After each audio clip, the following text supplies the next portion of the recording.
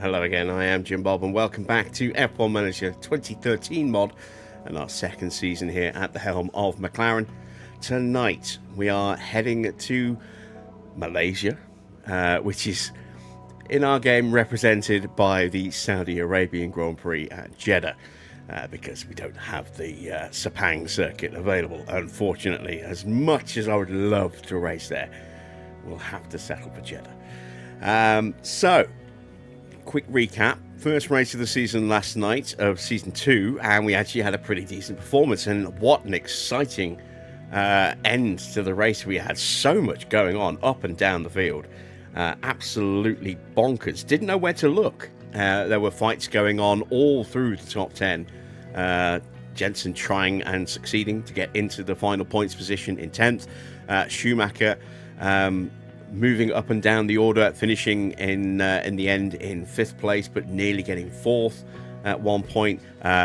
Nico Hulkenberg nearly winning the race in a Sauber, only to have to settle for a podium 11 years ahead of when he actually got his first podium.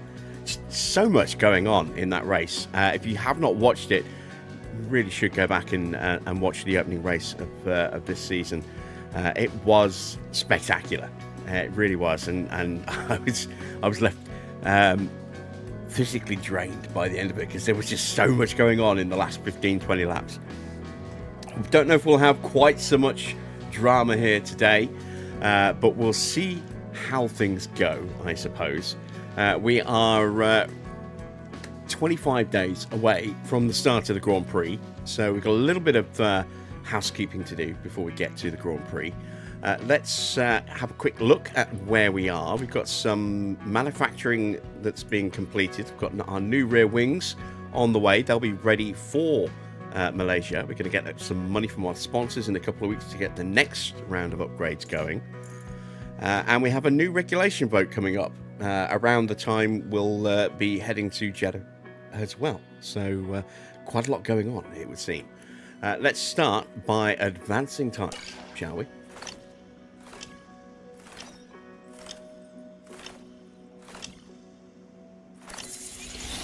And there we go. There's our 4 rear wings, our Mark II rear wings. Let's inspect those and fit them to the car. You can see we're going to get over the original quite a nice little boost here. We're going to get a small bit of speed. Not going to turn my nose up to a little bit of extra speed. A little bit of extra acceleration. A nice extra chunk of DRS here. An extra 6.5% almost. A little bit of downforce. This is where we really do need to focus our development this year, is on more downforce, because that is our weakest area by far on the car. We'll get a little bit more dirty air performance as well, around about 3%, and we'll take a little bit of extra weight off the car. Let's go ahead and fit those. There we go. I really want to try and get as many intense builds done this year as we can, to really push our expertise levels that little bit further. We did a lot of very clever research last year that kind of balanced out what we were going to lose for the most part against the regs. There are a couple of areas where we actually made some small gains, a couple of areas where we made a couple of small losses, but we had some major issues with tyre wear that we just could not fix last year, and we focused very heavily on that this year, and our tyre wear is now actually pretty decent. As you can see, we are in the sort of the midway point of that. We're 11th right now, a little ahead of the average, but not too far away from that, but we are above the average, which is good. Our speed and our DRS, thanks to that new rear wing, is now very good indeed, which is kind of helpful considering the circuit we're going to. A lot of high-speed areas and a lot of DRS areas, so that could prove to be very, very useful here tonight. Dirty air tolerance being that good is also a real boon for us, because again, while we don't have the greatest downforce, as you can see, it's really bad.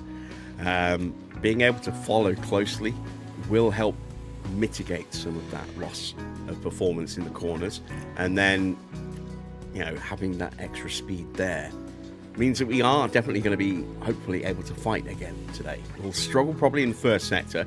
Second and third sectors should be more to our strengths. We'll see how that goes. Evening Dino, hello to everyone else who's lurking in the chat. As always, please feel free to say hello. And if you've got any questions, ask away. Do what we can to answer those for you. So, now that we have our rear wings fitted, let's crack on. Got some money coming up in just over a week. And we've got a little end of month thing here as well. Let's see what our pay increase is when we transition from the 31st of March to the 1st of April. Oh, great. We've got some tension between one of our drivers and his engineer. We'll come to that in a second. Let's take a look, first of all, at how our drivers have progressed. So, Schumacher Jr. making big strides, as you would expect, given he's only 14 years old and just focusing purely on training. Up to 50 in cornering now, 45 in braking, 57 in adaptability. Looks like he's starting to inherit his father's wet weather skill. And a 51 in accuracy. That's a nice little improvement there. Our new signing for this season, Tom Blomqvist, has gained a point in control and a point in overtaking. Ben Barnicoat has made some good progress. A couple of points in cornering, a point in control, smoothness, and a couple of points in adaptability. Nothing for Nick de Vries. And then our two new additions to our driver roster. Timo Glock. I was going to call him Tom Glock for a second then. Timo Glock and Nick Heidfeld, both brought in to help improve our car development this season. No improvements for them. And Oliver Turvey has gained a point in overtaking. So, some decent gains there. Now, have our drivers actually found any improvements? Let's have a little look-see. And the answer is, oh yes, Jensen has gained a point in control, which is good because he crashed a lot last year. So hopefully that will reduce that from happening. We can but hope. So, which engineer and which driver are arguing with each other? It's Phil Prude Schumacher. Okay, we'll intervene and keep our fingers crossed that it solves it quickly. 2 days to go until our sponsor money. We're at 1.879. Let's see what we end up with clicking forward one extra day. 2.10. So we're gaining about 200 grand a month from wage bills going out, sponsor money coming in. Well, not sponsor money, board money coming in, and prize fund money from last season coming in.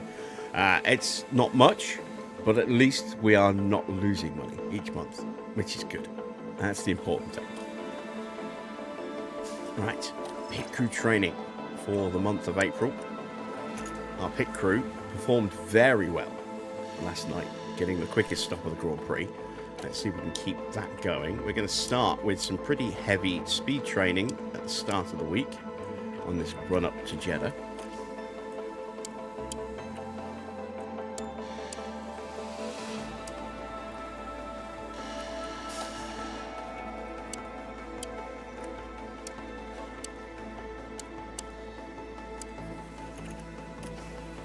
Still registering as 0 fatigue on the next day, so we'll keep the gym training going. And we might now, yeah, there we go, start to carry a little bit of fatigue over. It's okay.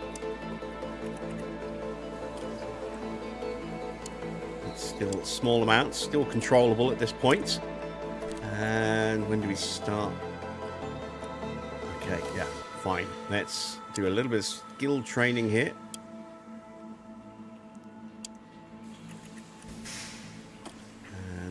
Another day of that as well. 19%, that'll take us down to 10, and then to 1. Let's see if we can just tweak that. There we go, so down to 9 to 0, perfectly into the Grand Prix weekend. We'll come out of that. We'll start with a day of car building, and then we'll go into a bit of split training again.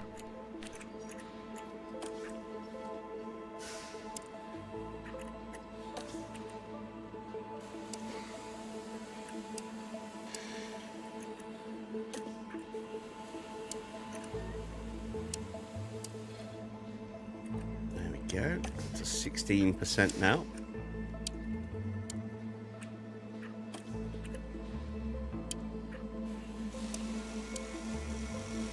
28%. Let's check when that fatigue starts to carry over. There it is.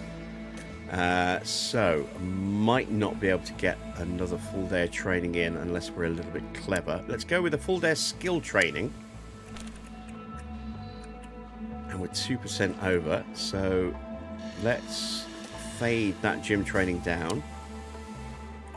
Now we're at 1%. Let's see if we can do that again. Takes us down to 25. Takes us to 9 to 0. Perfect. That's exactly what we want to see. Then we get through Bahrain. And then we're going to stick in, because we took a bit of speed training out, we'll put a little bit of speed training back in here at the end of the month. Got to be careful we don't overcook it. Got to make sure we stay under 25%. That's right on the line. That's a risk, and it's a risk I don't really want to take. So what we'll do instead is make that a half day of gym training, half day of skills. 24% is the highest I like to go, just in case, and we will leave it at that. There we go. So really good training month plotted in, and now we're about to get some cash.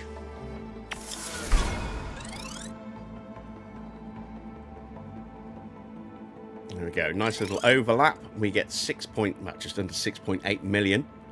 Did we have a compulsory? We did. It wasn't really worth much, but in total, about 7 mil. Just over 7 mil. So we're sitting now at 9.2 mil in total. Let's plot in our sponsors first of all. Hot Lap Experience for $2.5 million. That's a nice little boost there. We're going to throw Nick De Vries in there. That's what we've got him doing. And he's giving a huge contribution, a bonus there, because he is our marketability driver of an extra 1,200 to take him up to 36. Very, very nice indeed. And then what else can we put in there? We can send off 2 engineers, because we don't need 6 engineers at the moment. That's why we have 6, so we can send 2 off without having any detrimental effects to the rest of the team. Let's do a little bit in the factory.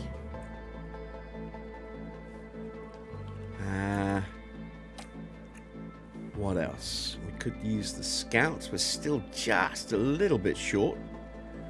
So let's do weather center and scouts. There we go. And that gives us a little bit of an overlap. Make sure that we'll end up with 9.3 mil in 6 weeks' time. A very nice little nest egg on our way. And of course we have money now to be able to start work on the next round of upgrades. So we haven't done a front wing yet, and a front wing will be a good way to develop some extra downforce. Plus we have an ATR that we need to use up. We've only got a month to go until that's gone, and we're not going to make that mistake again. So let's throw this all on the front wing,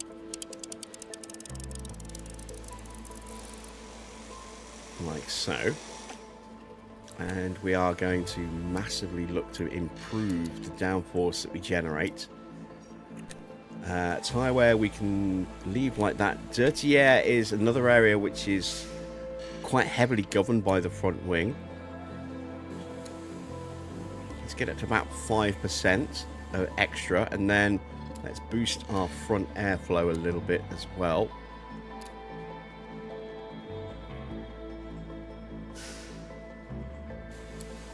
It's probably a smarter way to do this. Let's bring this down a little bit. You could even take that down just a touch. Take that down a touch more.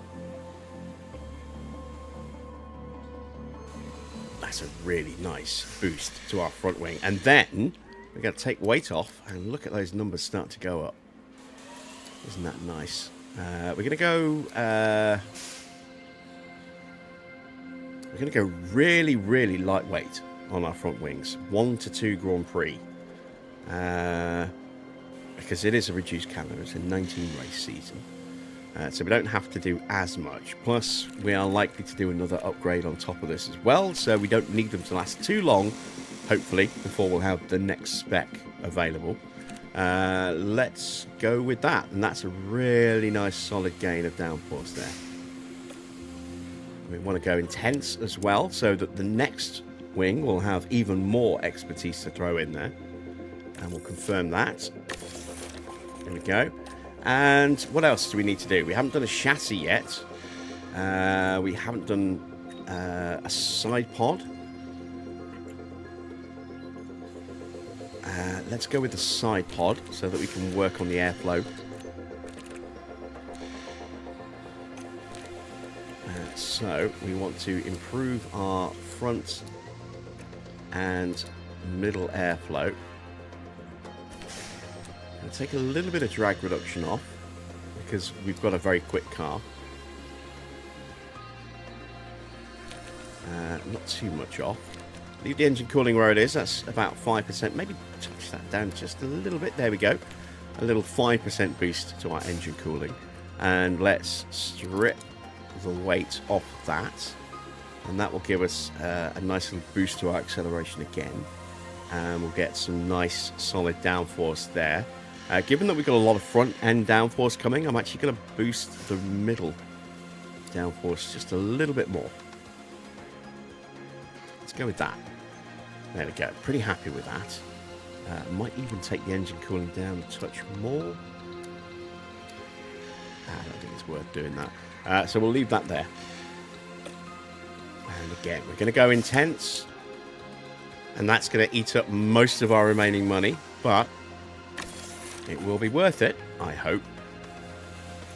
And there we go.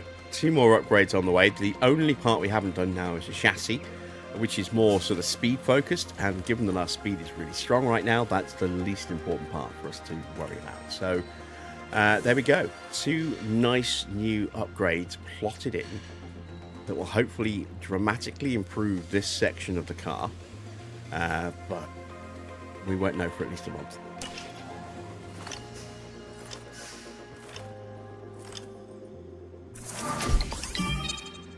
Alright, Tom Stallard goes up by an extra point. Very nice. Let's see what the regulation vote is. Oh, wow. Major reg changes. So we can do a complete underfloor overhaul or major underfloor overhaul. And we're going to go for complete. I forgot that we're getting monster regs like this for next season. Okay. Well, we'll see how we do. Let's see what everyone else is up to.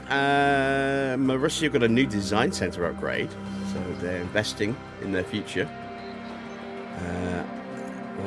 Oh, more Mauricio as well. They are currently 11th. Robert Wickens 20th. John-Eric Vernon 19th. Yeah, they're not having a great start to the year.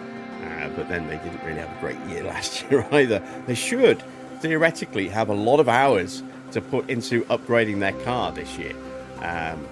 Whether or not they can actually do a good job with that remains to be seen. But an improved design centre will certainly help. And they do have a stronger driver lineup than they had last year. Not by a lot, but by enough to make a little bit of a difference. Maybe Mauricio can actually pick up some points this year. Right, where are we? 7th of April. 4 days till Jeddah. Sorry, Malaysia.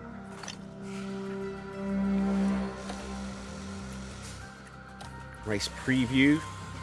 Have a look at the current standings. It is Seb who is top, having won the Grand Prix last night. Paul di Resta in the Mercedes is second, and Nico Hulkenberg in the Sauber in 3rd place, ahead of Lewis Hamilton, Michael Schumacher, Nico Rosberg, and Fernando Alonso. That is a who's who of world champions right there.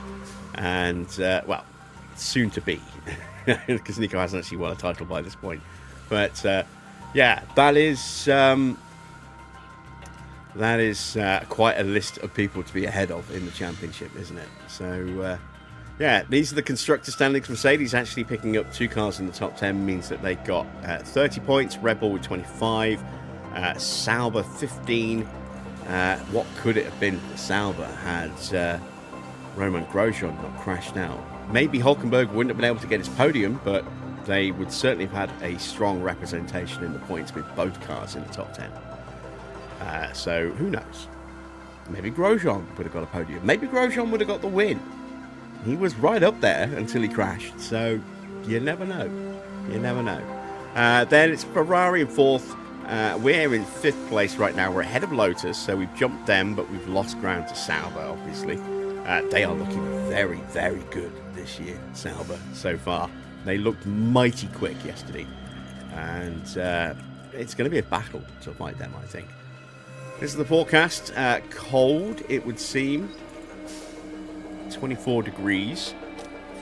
It's going to be dry, I believe. Yeah, dry. So we'll see how the weather fares there. But, yeah, this could be a very interesting Grand Prix. And Sauber could be terrifyingly quick here, because it is another power circuit.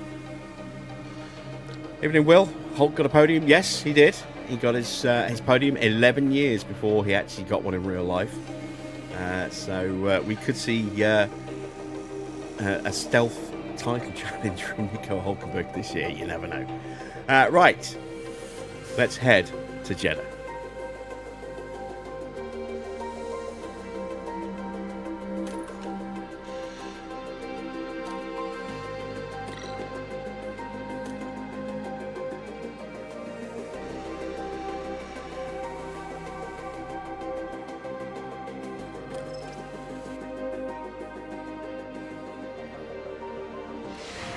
We're here in Jeddah, where the tension is boiling as we head into the Saudi Arabian Grand Prix.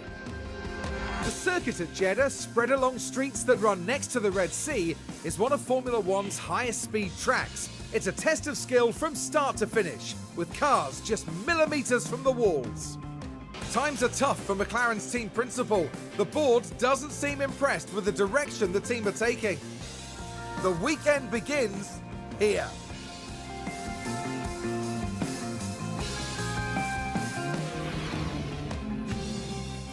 That is, of course, a legacy of our real struggle just to stay in our job last season.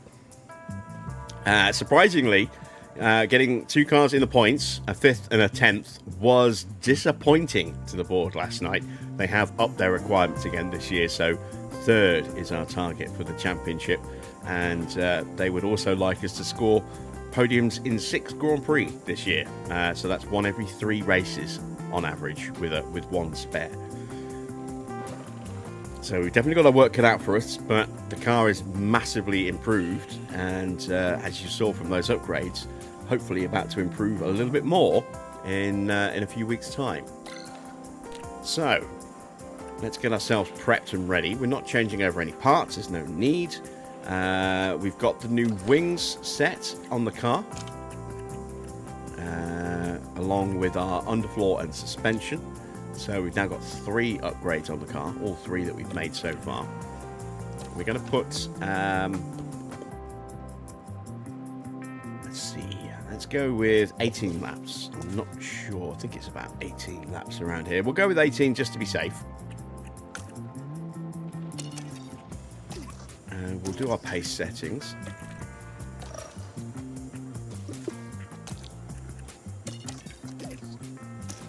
Make sure that Jensen has all those parts as well.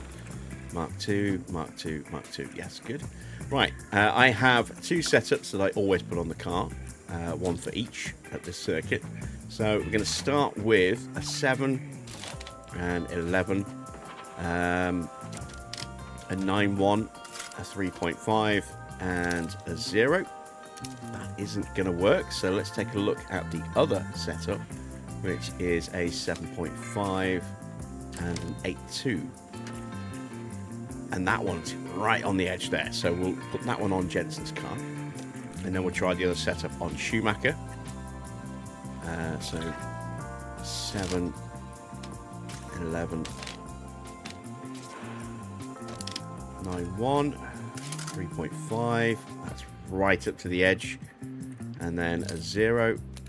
And that's within those tolerances, so let's keep our fingers crossed that we can nail this first time out, and let's hit the track, shall we?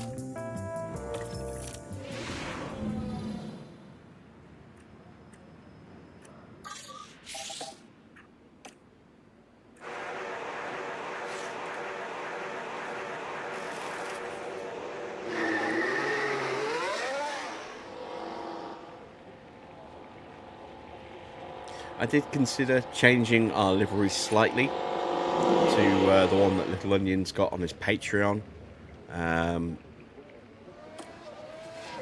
But it made very little difference. It was basically removing some of the Santander prominence, removing Lucasade and replacing it with Vodafone on the front wing. Sorry, the rear wing.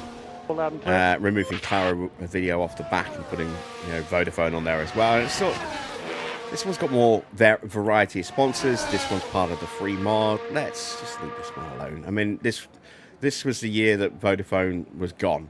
This was just a silver and black Mercedes in 2014. So, yeah, rather than going backwards in time with the livery, we'll just leave it as is, I think. So no. We have got one paid mod that is currently in this series, which we added in for the opener of the season last night, and that is the Martini Williams. It's not the official Martini Williams of that year. It is that style of livery, but with modern sponsors. And everything else is available for free and linked in the video description down below. And they are linked to where they are on Overtake. So everything else, apart from the Williams livery, is completely free.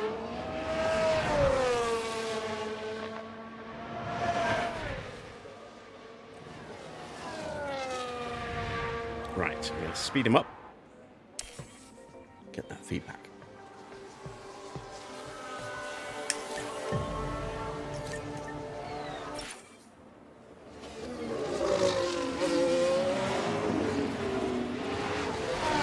The track is supposed to be cold. 41.5 degrees. Doesn't seem that cold, does it?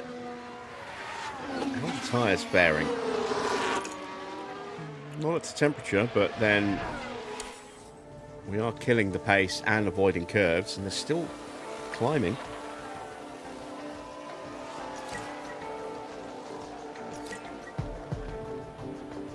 Might not be quite as cold as we were led to believe, but having said that, let's check the actual forecast against what we're seeing. So, it's supposed to be 27, it's supposed to be a little bit cooler on race day. Yeah, maybe. We'll see. If you missed it, these are the targets that we set for this weekend. 10th for Schumacher, 11th for Jensen. Last night it was 9th for Schumacher and 11th for Jensen. So we are slipping ever so slightly, apparently, in the performance rankings. But we've got our new wing on and our car does look promising. It's just the downforce is really going to hurt us in sector 1 here. Or rather, the lack of downforce is really going to hurt us in sector 1. Let's take a look at our feedback from Michael Schumacher, and it's not good. It's 77.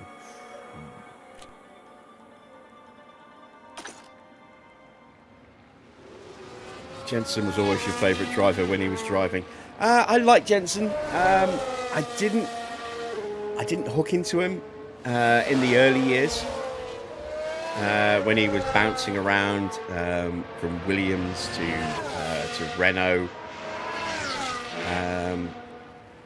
Started to really like him when he was getting his... he started to make the most of his Honda, his BAR. And then getting his first win at Hungary in 2006 was awesome to see. And then, of course, went on to be the world champion. Everything okay? And had some really good races for McLaren in a car that wasn't great for most of the time that he was there. Of course, the standout from his McLaren days has got to be Canada 2011. Super race.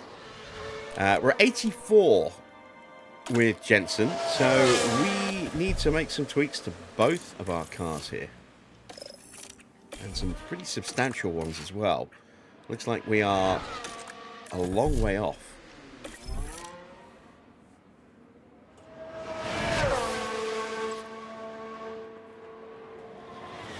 So let's see if we can figure out exactly what we've done wrong here.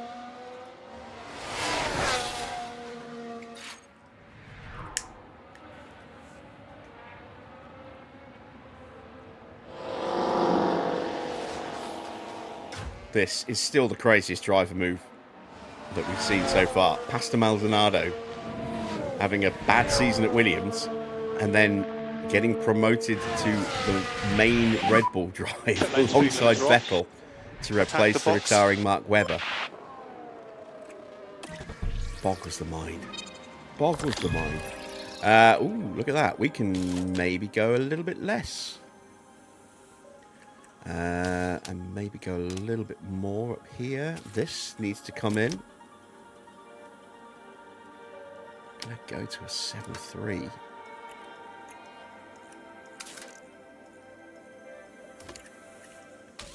I wonder if I've gone too high.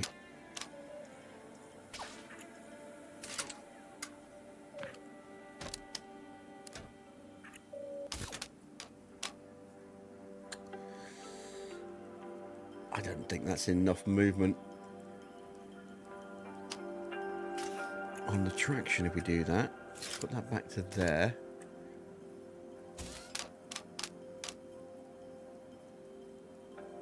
I don't want to go down to a 5.5. That just feels wrong.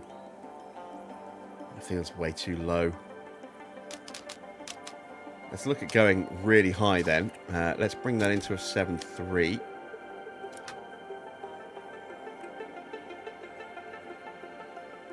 Minor changes there.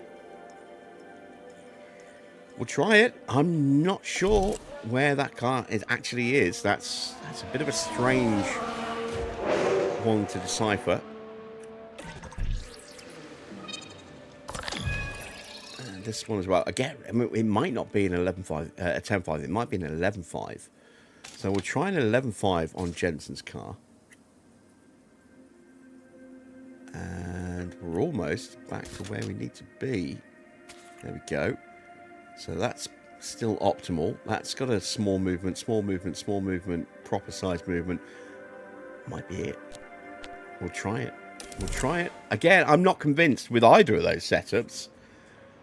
They just don't look right. But we'll see what the drivers give in terms of feedback. Who knows?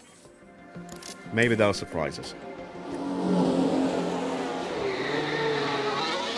Send Jensen back out.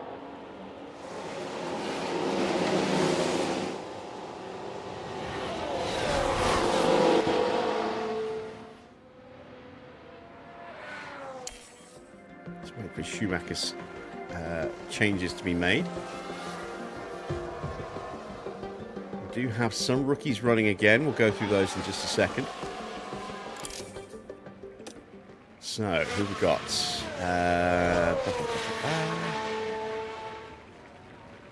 Brendan Hartley getting a run at Sauber. Not sure who that is.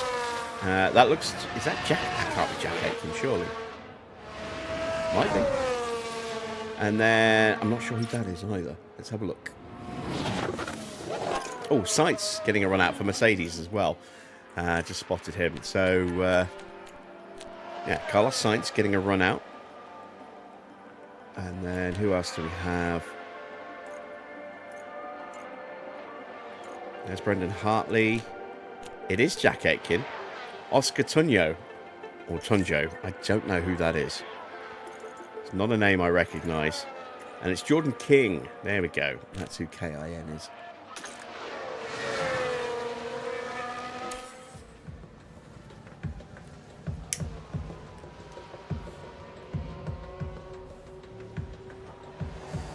That really is failing upwards. Oh, isn't it just? Yeah, you do kind of wonder, you know, are Red Bull in trouble financially? Is that why they've gone for Maldonado for that 30 plus million a year sponsor package that he brings?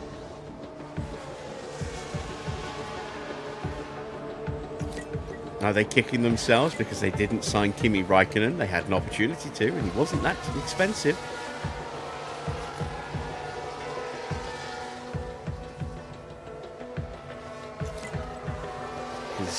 We were about to lose Jensen at one point, and then he ended up staying with us, despite me saying, yeah, go ahead, leave. I'll just sign Kimi to replace you, and he'll be a lot cheaper. And then Jensen stayed, and Kimi went to Force India. But we had a pre-contract negotiated with Kimi Raikkonen How's the balance? For about 9 million. Yeah, copy that. Which is dirt cheap, considering Jensen was like in the 20s.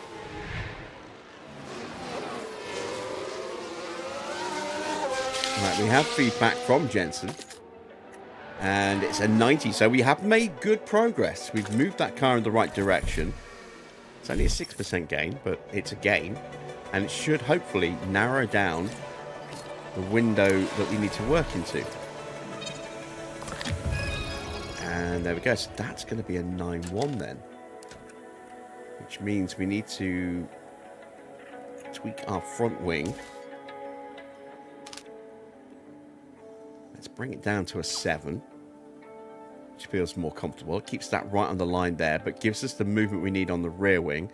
That stays right on the line there. That stays there. That gives us a little bit of movement. And I think we might have just unlocked that car. I think that car is now where it needs to be. Let's call Michael in. Take a look at Schumacher's feedback.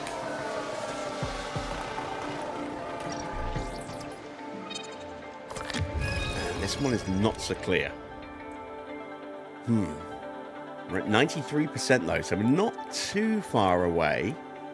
I'm wondering if that is actually an 8.2. And let's bring the... now I'm going to do that. I'm going to break that too much. I'm trying to bring the front wing down. Alright, let's leave that at that then. And let's make a small tweak here. That gives me a little gap there, a little gap there, small gap there, slight tweak there. That all theoretically adds up to the 7% that we need. So we'll try that in the next session. We're done for practice 1. I think we've got Jensen's car exactly where it needs to be. We'll confirm that in the next session. And we're still a little unsure with Michael's car, but we'll see.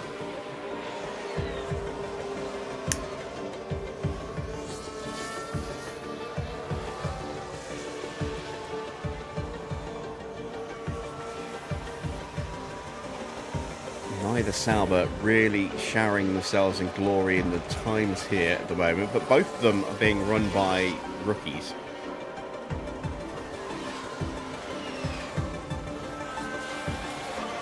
Who will be definitely slower than the usual lineup of Hulkenberg and Roman Grosjean. So we'll see how they do in the next session. Again, practice times don't really mean that much either. It's when you get into qualifying that you really see the pace potential of a car. And as I say, Sauber really rocketed up the order in qualifying yesterday. Was that an anomaly based on the weather? I don't know. They did struggle a little bit when they dropped out of DRS during the race to keep up. But when they were in the DRS, they were scary quick. So... we'll see if they're like that here tonight as well. Slightly different characteristic of circuit, especially that first sector being very twisty and a lot of changes of direction, a lot of downforce needed through there. I don't know if they're in a situation like us where they've got very little downforce and a lot of speed, or if they've got a better balanced car than us. We should probably have actually had a look, but we'll do that before the next Grand Prix, I think. We'll start looking at some of the cars in a bit more detail. So, let's speed up because we're at the end of the session. Take a quick break, and then we'll crack on with the rest of practice.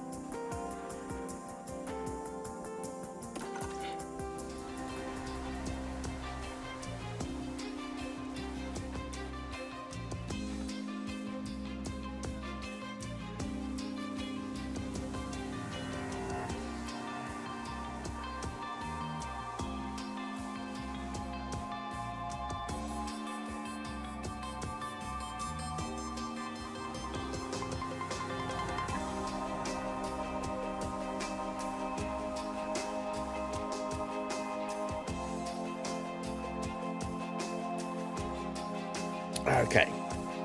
Let's see how we get on in second practice. We're going to use the mediums.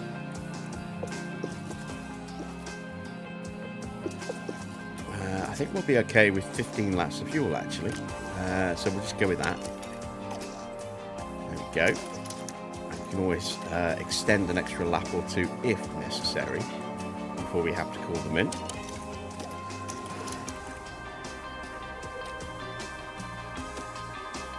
Let's see if those setup changes that we've made have worked. We'll send Jensen out first because I'm pretty sure his car is be starting done. now. And we just need confirmation of that. And then we'll give him a little bit of space, and then we'll send out Michael and see where we are with his, because I'm really not sure with his car. Might make it better, might make it worse.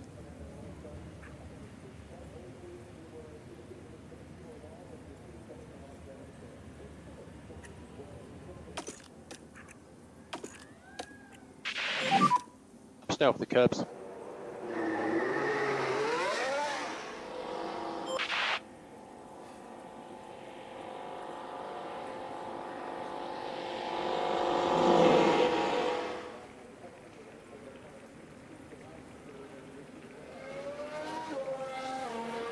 So the main drivers all back in their cars now.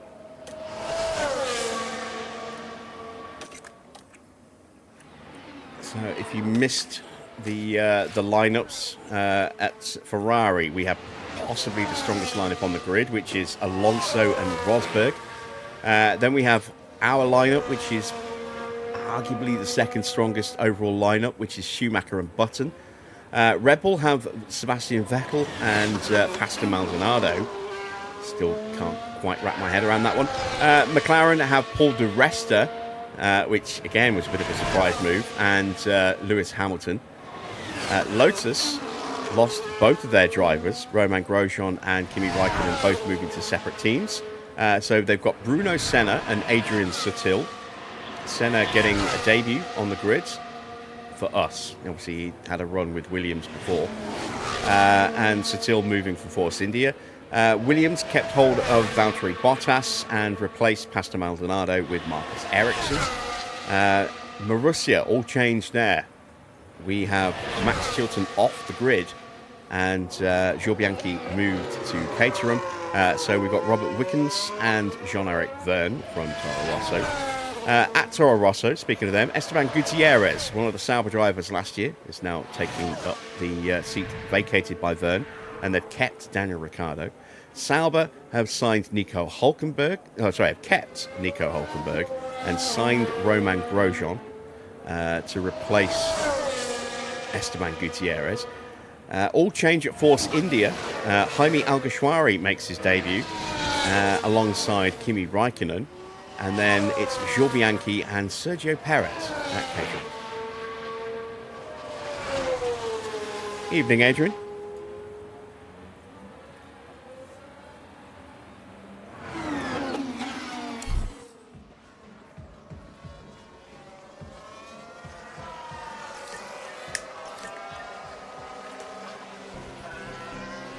There will be some additions to the shelves in the next couple of days. One that I am particularly looking forward to. And that's all I'll say for now. You'll see them when they get here.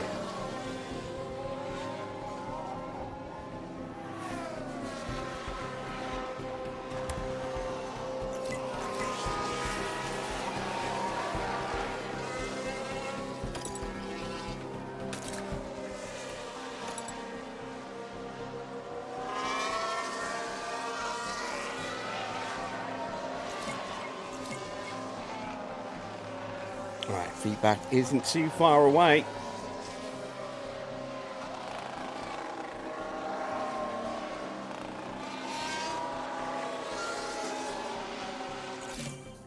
Ah, there we go. So we did nail it with Jensen, and we got really close with Schumacher, 97%. That is very, very good to see. And they might even... Any feedback? be done. Understood. They might even be at 100% prep level. We'll call them in. Have a look. Send them out again if we need to.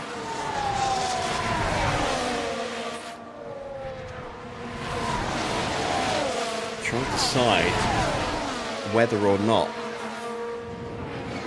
I want to use a second set of mediums in practice. I think I might, so we have extra sets for qualifying and then still have a couple of sets hopefully for Grand Prix. I'm hoping the one stop is on, but depending on what the temperature is going to be like, we might need to make a second stop. And just going aggressive on a two-stop might be the better way to go over a one-stop.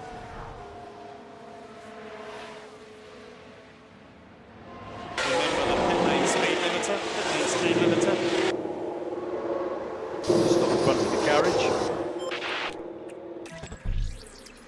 Right, what's our prep level? Oh, we are going to have to send them back out. So, yeah, let's send them out on a second set of mediums. That means we'll still have one set of mediums for the Grand Prix and a set of hards, and then we'll have 4 sets of softs going into qualifying with a 5th set to unlock. So we'll be able to use 3 sets of softs throughout qualifying and still have 2 brand new sets for the Grand Prix. So let's get out there now and do a few laps on these tyres.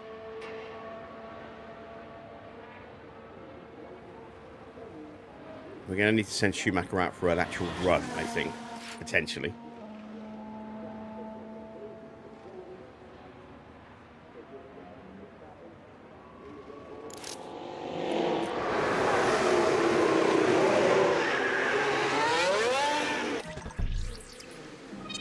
It is the front wing. I doubt it's going to go any higher, so it's got to come down a bit, which would then push that back up. That might well be it. We will send him out on those second set of mediums, and we'll let him do his run to just confirm that change. But it's looking good. It's looking very good.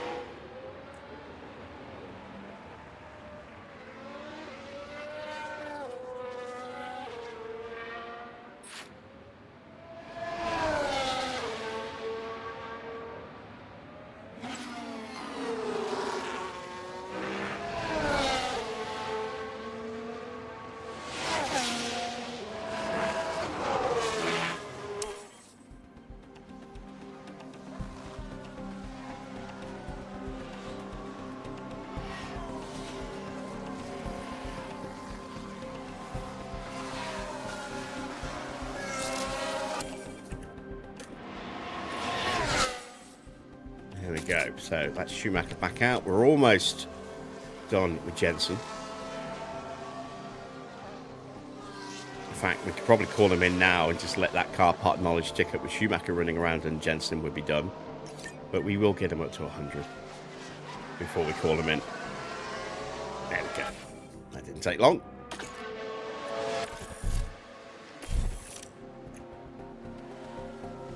So Jensen into the pits. Schumacher still pootling around on the track, checking that front wing change.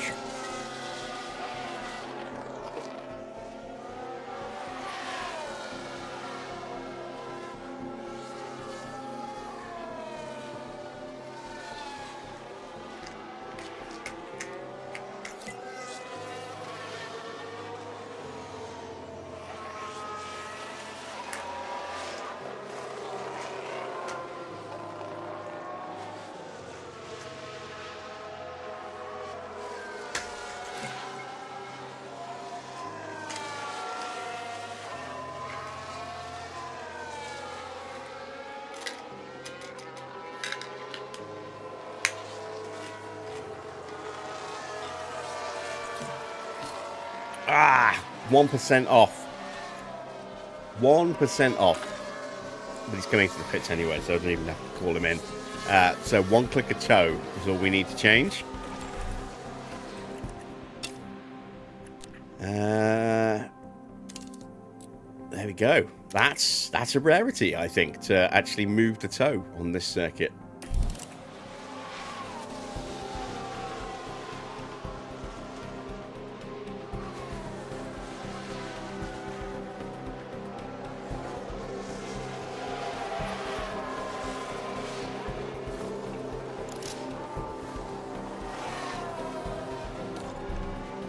So, with that little tweak, we don't need to send him out for that. We are at 100% prep for Schumacher. We are at 100% prep for Jensen. And we are done with practice. And Grosjean is quickest. Nice Hulkenberg. He's down to 15th at the moment. But yeah, Romain Grosjean, currently fastest.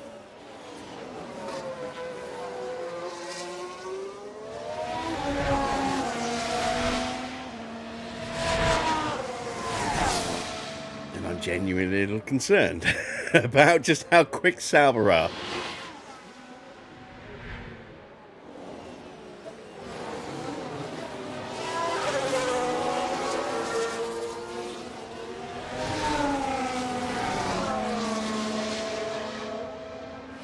I've kept the animation controls in the mod list, just for my convenience, so I don't have to keep putting those back in and out every time we switch from this to the current day series. But you can see I've got the option to actually go with different wing choices. We're going to leave it on pre-Miami so that everyone has a traditional DRS, and there's no active aero on the front wings on these cars modelled in, so you don't have to worry about the front wings going up or down. But what it does mean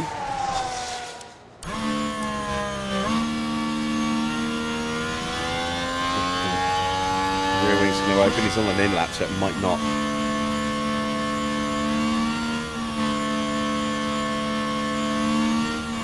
Yeah, it's not opening. Okay, let's check with Sergio Perez. He's yet to finish his flying lap. Which you'll get the animated rear wing opening. There you go. So rather than just snapping open, we get that little animation for opening and closing. Not really something that is needed, but as soon as I have the files, yeah, again, just keeping them installed and making that little tweak just saves me a bit of headache having to take them in and out all the time. They will be made available soon to everybody as part of an update for the 2026 mod by Sector 33. So, that's the end of Practice 2. We are going to whiz our way through Practice 3 just by sitting in the garage, and we'll keep an eye on what everyone else gets up to. We've handed back the tyres we want to hand back. It'll be 2 sets of softs given back in this session.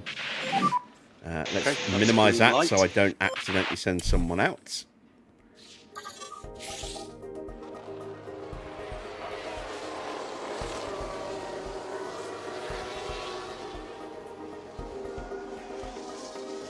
Grosjean's out there again.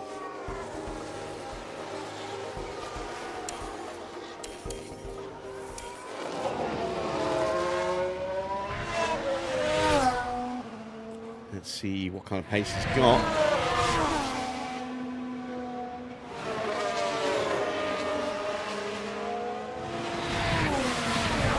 Got behind one of the Red Bulls at the moment that's on an outlap. I'm not sure which one it is.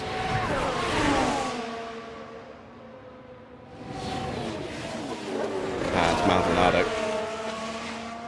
Vettel's running the number 1. If you see 2 numbers, you don't even need to know what the numbers are. As soon as you see 2 numbers on the front of the car, you know it's not Vettel. So yeah, number 13, Pastor Maldonado.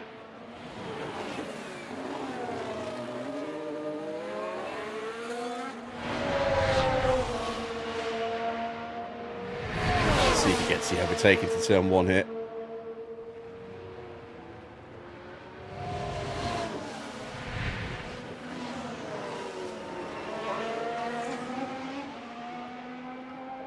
No, not yet.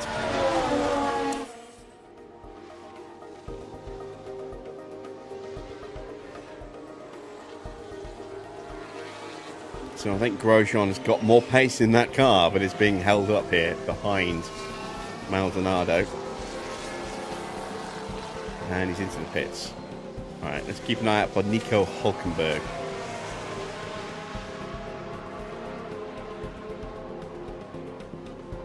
Here comes the Hulk. Let's let him do a build lap.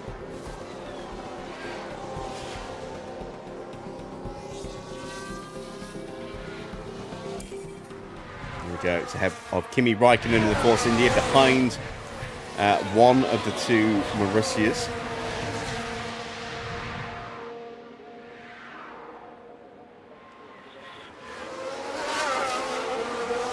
Certainly a fair bit of traffic around him.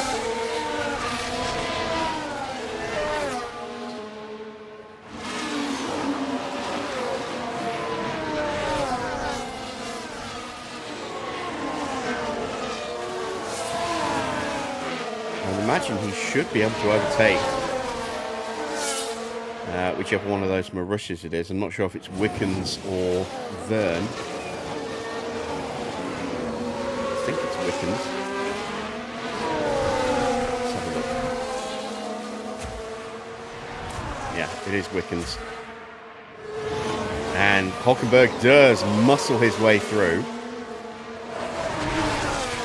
So next lap for Nico Hulkenberg should theoretically be a pretty good one because he'll have clean air. And then we'll get an idea of what his kind of pace is. As the Force India also gets through.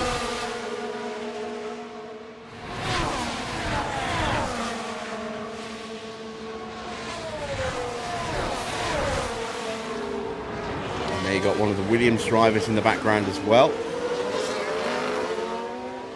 who also gets through. Right, so Kimi dives off into the pits.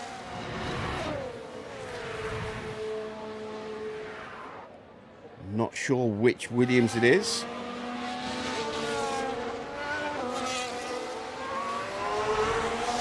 Is it Valtteri or is it Ericsson? I think it might be Ericsson. Nope, it is Valtteri.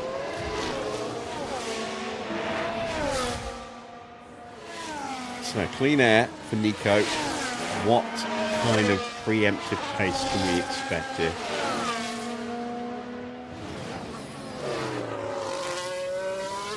There's a Mercedes in front, so he shouldn't be on him immediately.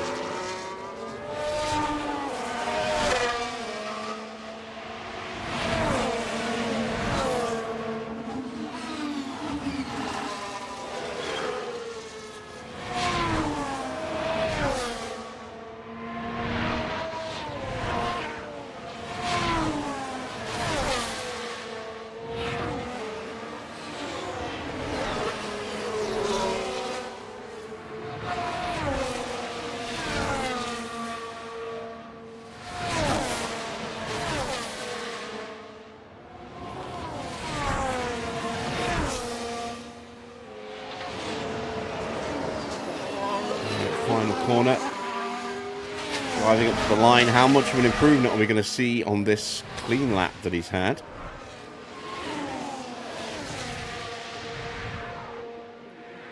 About 4/10. Not the quickest, but then we don't know what condition those tyres are in. We don't know how much fuel he's used. We'll keep an eye on him, see if he does move up a little bit more. Not yet. There we go. Up to 15th.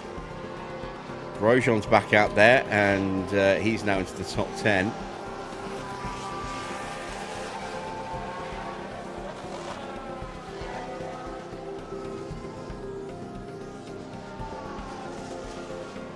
Now he's in the top 5.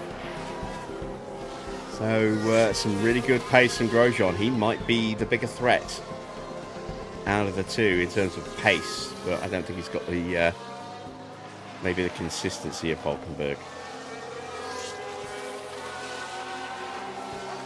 We shall see. Evening PR. Good to see you.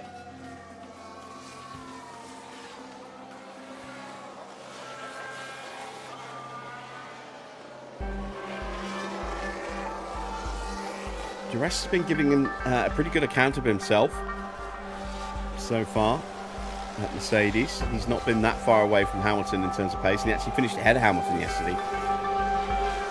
Although that was aided, I think, by the timing of a safety car when it came to pit stops. But yeah, he is definitely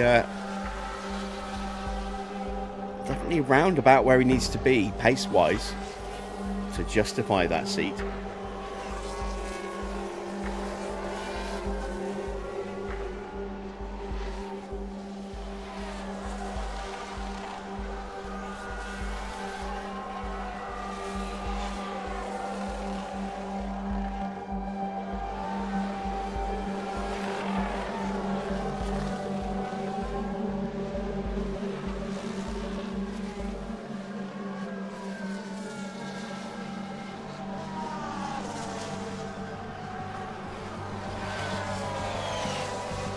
Grosjean seems to have cooled off a little bit pace-wise.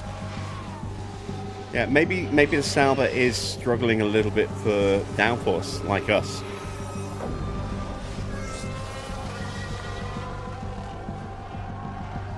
Qualifying will be very insightful, I think, because we'll have to look at pushing in each sector and see exactly where, you know, we're strong, where we're weak, where they're strong, where they're weak, and where we sit in relation to the rest of the front runners. So that's it for practice. We'll take another quick break, and then we'll get qualifying underway.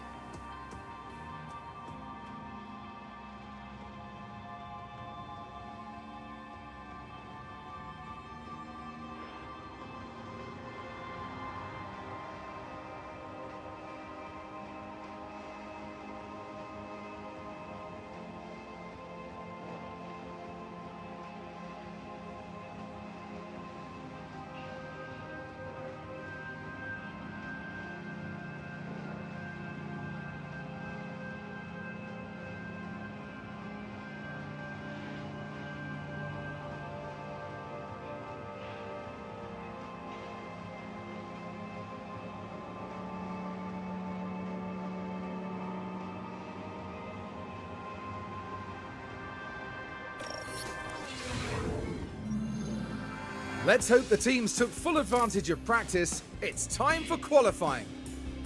Qualifying consists of 3 periods, with the slowest drivers eliminated after each one. With the pressure mounting, who can secure a strong starting position for the race? Haroon, don't you think it's going to be interesting to see what happens for the Alpine driver today? We saw them set an impressive lap time in practice, so it's a great start as they move into qualifying. But as we all know, a good performance in practice doesn't guarantee success over the rest of the weekend. What does today have in store? Only time will tell.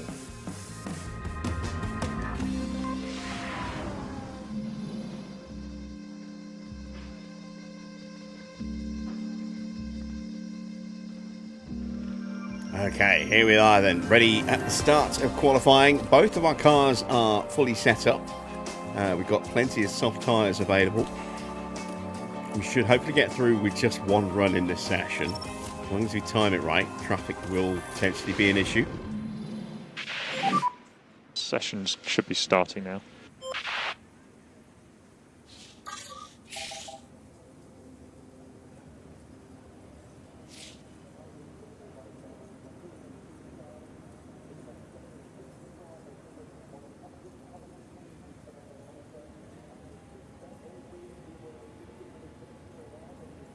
Just need to wait for somebody to come out. I don't want to be the first ones out. I want the track to grip up a little bit. And it's Hamilton who takes out. He's going to head out first.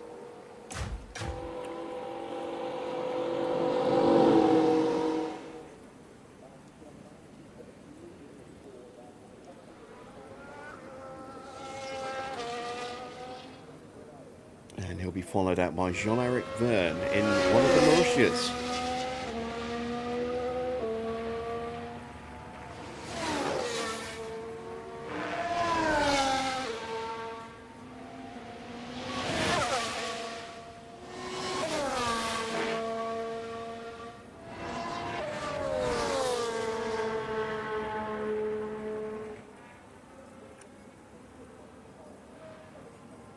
We've also got Marcus Ericsson out there in the Martini Williams.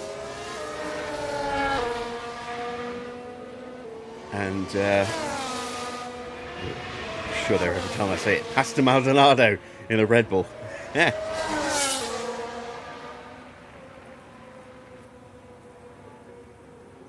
Oh, has he crashed? Has he crashed already? Oh, he locked up. Right, let's follow the action now at turn 7. Oh, wow. The brakes couldn't cope. They took a gamble and it was just too late. He didn't even make it out of the first sector. Oh, Jesus. What were Red Bull thinking?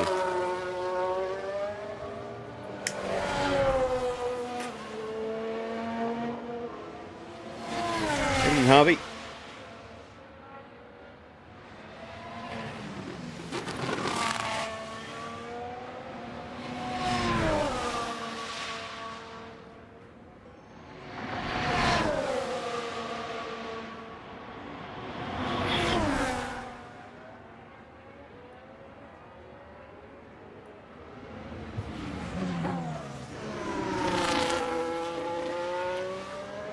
Right, Hamilton has started his lap. Ericsson is about to.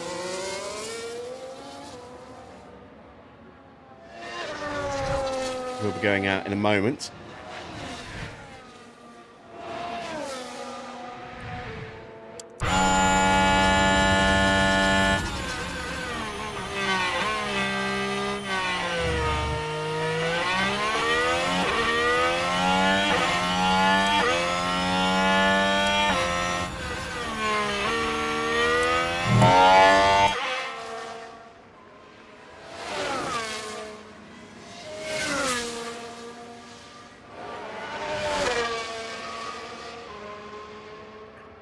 Alright, send that Jensen now. Hamilton looking very quick, as you would expect in the Mercedes.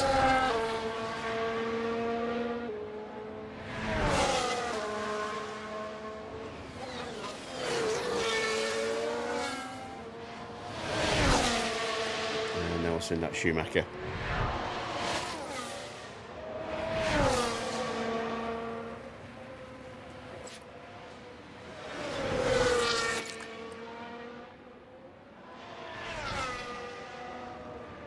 So I'm hoping that we can get through just off this run, but we'll see. Track might improve quite a bit. Let's keep an eye on Jensen's tyres as well. See if they actually get up to temperature. As Ericsson crosses the line, he's a second and a half away from Lewis Hamilton. Let's switch our attention to Jensen.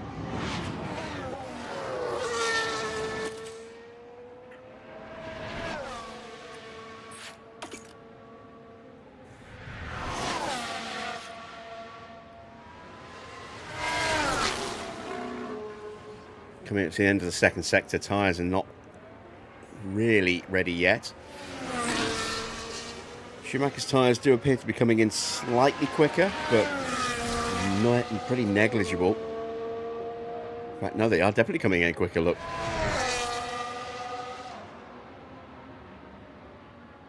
We had an issue with Jensen in qualifying yesterday, which we didn't really investigate at the time, but I think his tyres weren't at temperature, which might be why he went out in Q1.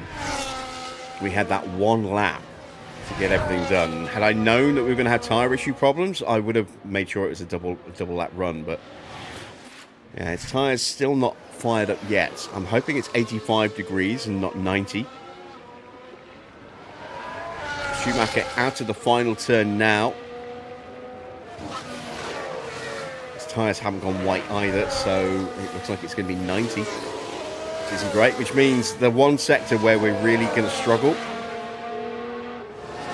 Traffic as well now, but the one sector where we're really going to struggle because we don't have the downforce is the sector where we don't have our tyres at temperature.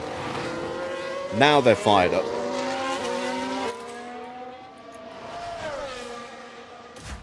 Where does Schumacher's tyres fire up? 33.3 is a terrible first sector. Schumacher's tyres fire up just before the sector line. And he is almost a second quicker, 0.8 up. Of course, you know, no Force India in front of Schumacher. Let's see what Jensen does on the rest of the lap.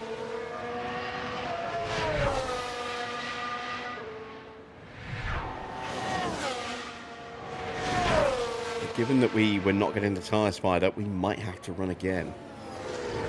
Not ideal.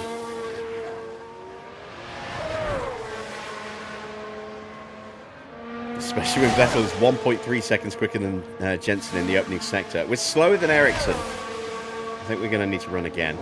Not too bad for Schumacher in the middle sector. Might get a little toe up to the line.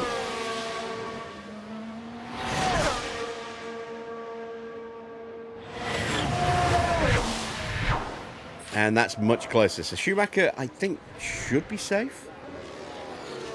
It's not a guarantee. I'm a little concerned with Jensen.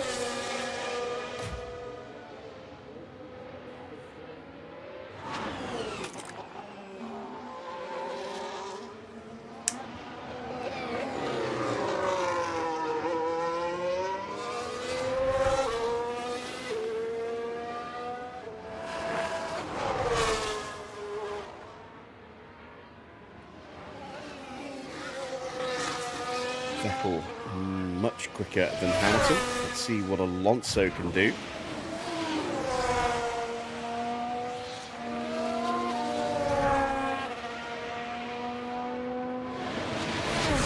Rosberg crossing the line to start his flying lap. Pretty formidable lineup for Ferrari this season with Rosberg and Alonso.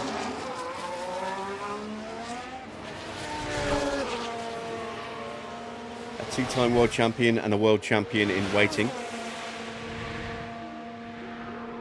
And Alonso goes second. Red Bull still have a very strong car. It's not quite as dominant as it was last season, but it's still a strong car. Might still be the strongest on the grid. But the driver lineup will let them down a little bit. Okay, so remember, It's getting very busy on the track, isn't it? Copy. Stop in front of our garage.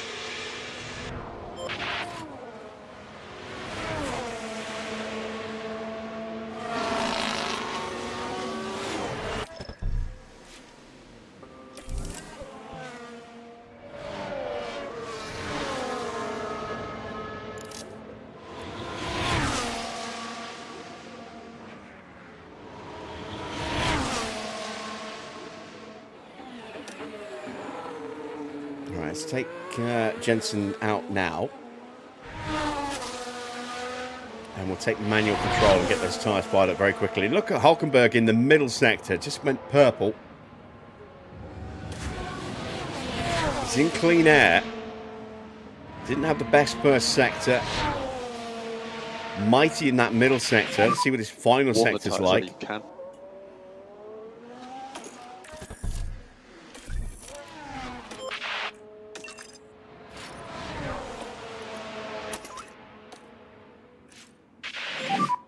Suggest reduce a bit. It's not bad. Look at that. Grosjean and Hulkenberg both up in the top 5.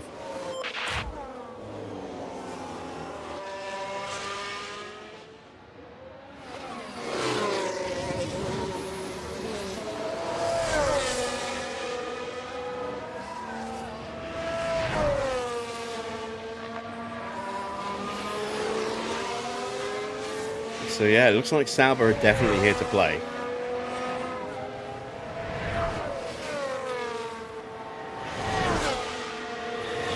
Tyres are firing up faster. They might even be at temp by the time we start the lap here. In fact, it looks like they are going to be at temp. There we go. Tyres are fired up. Overtake available. Let's see what Jensen can do. Now.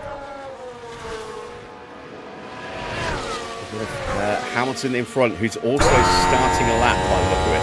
Jensen's got that tint on his visor. There we go.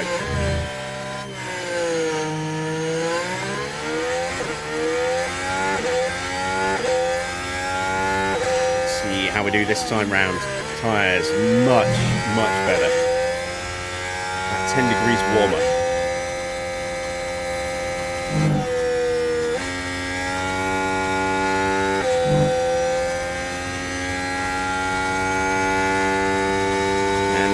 Better first sector.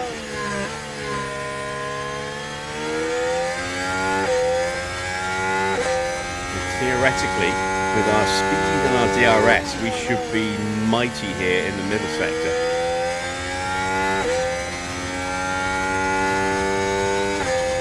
And even the final sector as well.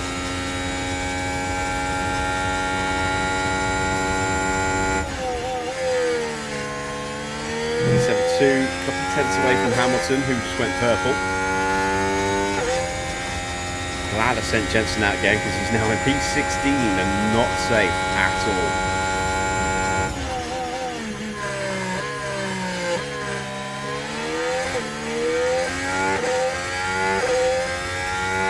Right, the drive to the line tyres now starting to overheat a little bit, and that's fine. And that is a big improvement. That's 11 tenths, 1.1 seconds we found on that lap. And while it's not stellar pace, Recharge on, that's please. enough to get us through. So, who is at risk? Marcus Ericsson moves ahead of teammate Valtteri. Both Williams drivers currently in that danger zone. There's a little bit of a gap, but when you see the pace of Kimi Raikkonen and then you see the pace of Jaime Alguersuari, you've got to expect that there's a little bit more to find. And speak of the devil, here he is coming out.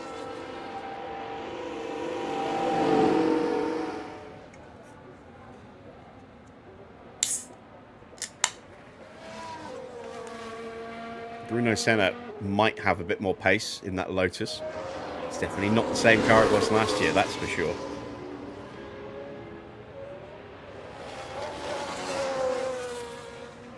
Last year's Lotus was pretty mighty towards the end of the season.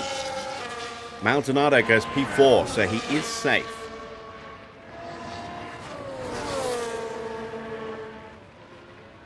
I expect it'll be both of the Mauritius out. Wouldn't be surprised if it's both of the Toro Rossos as well. And stop on your marks. And then possibly both of the Williams. Where are the Caterham? Perez is 12th. Bianchi is 14th, but he's 6 tenths clear of Senna. It's about half a second clear, I think, of Alguersuari, but let's see what he can do. Valtteri is about 1.5 seconds behind Vettel, I think, so he's only a tenth or so behind Bianchi. Maybe Bianchi's going to be at risk. He's definitely in that window of drivers to be wary.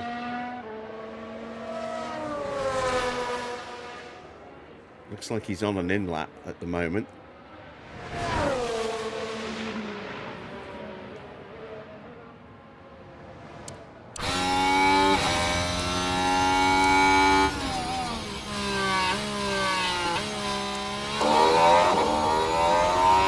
Evening, Luke.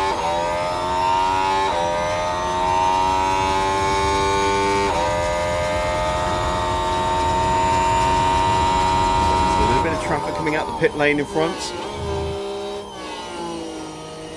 All the Lotus cars. And it's Senna, I think. Might be Still, actually.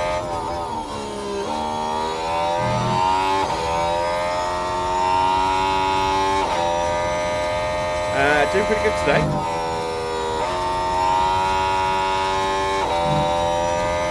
I'm going to get Jensen out of Q1 today, so already we're having a better start to the weekend than yesterday.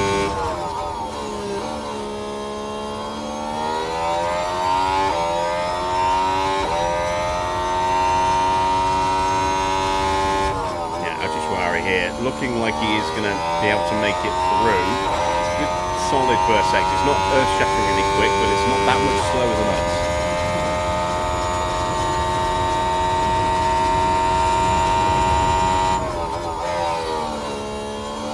Bad middle sector again, slightly down on Jensen. I think Schumacher.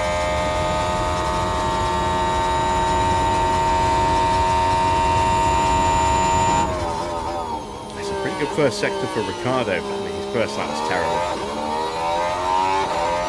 Right, up to the line for the Force India.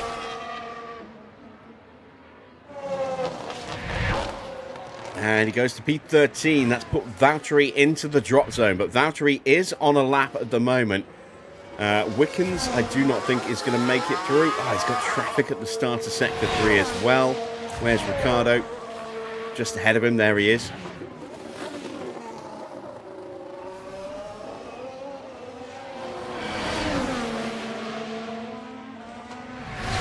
There's Wickens in the background. Has Danny Rick done enough? He gets up to 11th. Ericsson now into the drop zone. Bottas on a really good lap. Wickens is out.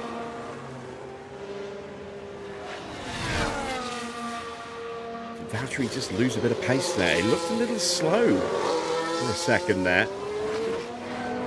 There's teammate Ericsson about to start his lap in front. Valtteri gets up to 10th. That puts Bianchi into the drop zone, and Bianchi's done. He's not going to have another chance at this. Let's have a look at Esteban Gutierrez.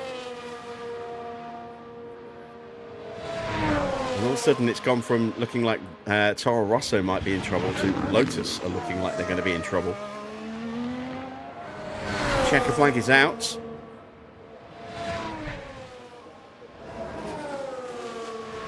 Gutierrez gets up to P13. At this rate, Nico Rosberg could potentially be in trouble. I don't think he will be, but... Let's see, there's Senna just there behind, and Jean-Eric Verne to cross the line. Adrian Sutil as well. Is that actually Sutil? No, Sutil's there. So here comes Jean-Eric Verne. He improves to P20. Senna now at the P20. Can Sutil get through? Probably not with that first sector. It's not a good first sector at all. He's getting a tow behind one of the Saubers here at the end of the lap. It's not enough. Rosberg just improves to P13. Not a good lap for Rosberg, though. I think that is Rosberg there, isn't it? Yes, it is.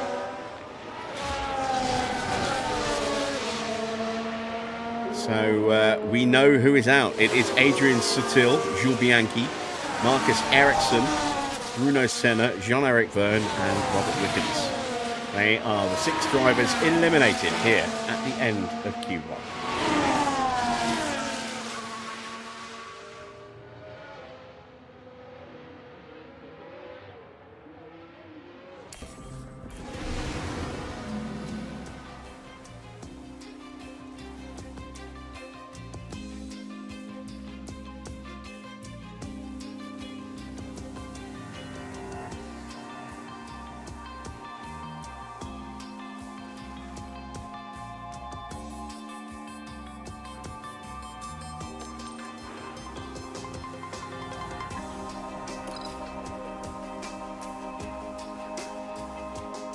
Alright, into Q2, we're going to use the same tyres that we used in the previous session. This time we will go out early, because we're almost certainly going to need to run twice.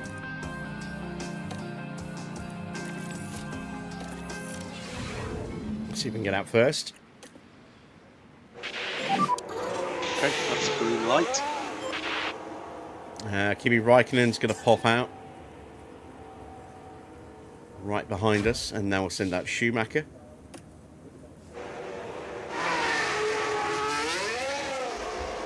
Let's see if we can beat Schumacher, get Schumacher to beat Raikkonen. Raikkonen will probably beat Jensen. Jensen on not great tyres here. They've done 2 runs. Schumacher's have only done 1. Raikkonen's will probably only have done 1. But because Jensen's going to be the first one across the line, he will go purple. He'll go top ever so briefly, which will put him into peak confidence. Raikkonen will probably beat him. And then if Schumacher can beat Raikkonen's time, Schumacher will go top, he'll go purple, and into peak confidence. And that'll set us up really nicely for our second run. We've got Paul di Resta out behind us a little bit as well. He's still a few corners behind. Let's switch our focus to Jensen.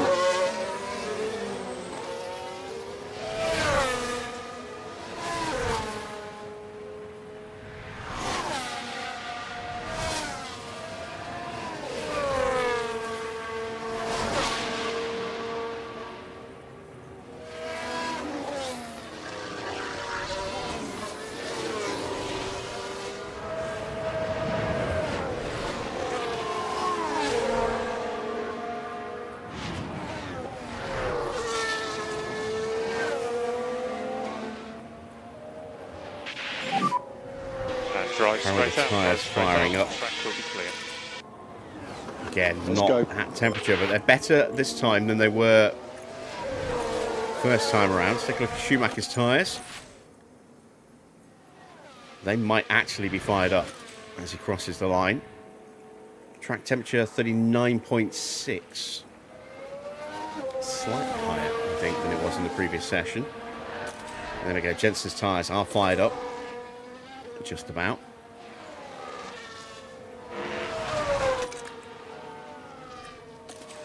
Schumacher's are definitely fired up now.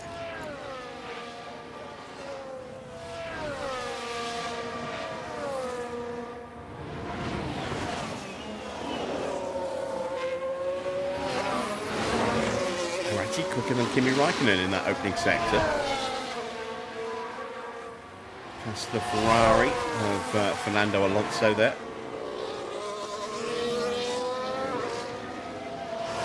See, Schumacher is quicker than Jensen.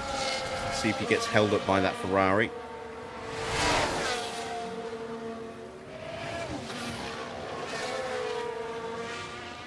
We're quicker than Raikkonen in the middle sector. This is encouraging. Well, I say encouraging. We should be quicker than the Force Indies anyway, but Jensen's slightly quicker than Schumacher in the opening sector, so very, very close between our two boys here. Up to the line then for Jensen. He goes top with a 127.8. Raikkonen is nearly 3/10 behind. Let's see what Schumacher can do. All the rest is not that much quicker than us. He might even be slightly slower than us. Schumacher does go top by a tiny margin, 76 thousandths of a second. Right, what can the rest do in the Mercedes? It should theoretically be blowing us away. And it's slower. It's over half a second slower than Jensen. 6/10 slower than Schumacher. Maybe he got caught with a little bit of traffic somewhere. His final sector didn't look too clever. Here comes Ricciardo, who's on a better lap than Di Resta.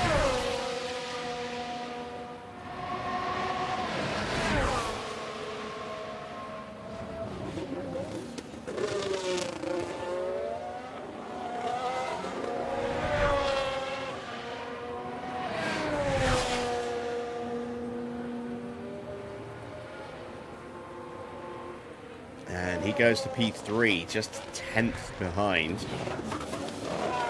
Alonso, first of the really big hitters, is looking very quick as he comes up to the back of Jensen. And the Force India of Kimi might have lost a bit of time there, transitioning into Sector 3. Coming out of that chicane. See if he can still go purple in the final sector anyway. And the answer is... no, he can't. But he is top. And he should be top by a bigger margin. So he definitely lost time. There's Hamilton coming out the pits. Stop in front of the Past garage. Maldonado now, closing out his lap.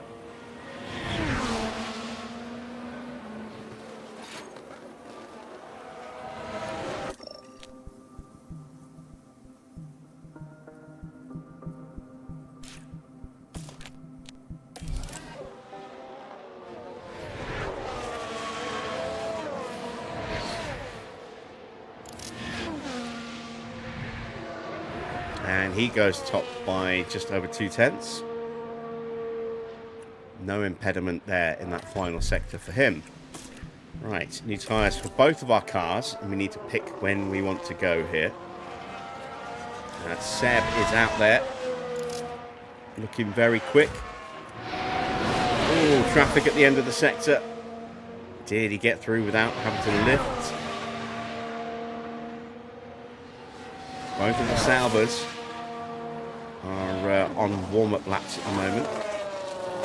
Perez and Gutierrez separated by just 600ths of a second, 8th and 9th, which is ahead of Paul Di Resta, so he definitely needs to run again. Vettel does go top. He's 0.3 quicker than Pasta. And Grosjean is about to start his flying lap. 8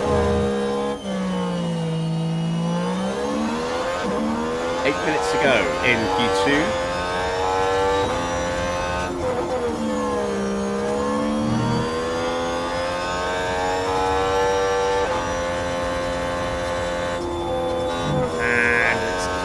Traffic here with Seb. Had to lift. So 32.3. What could he have done in that opening sector? It's cost him at least a 10th, maybe 2. I don't think it's cost him any more than that.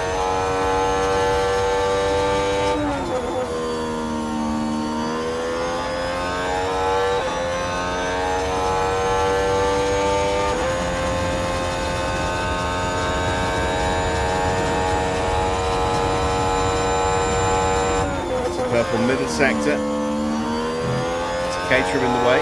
Gets through, no lift. But maybe a slightly compromised line. Hockenberg also did a 32.3 in the opening sector. Which to me suggests that Grosjean only lost a 10th in the opening sector though.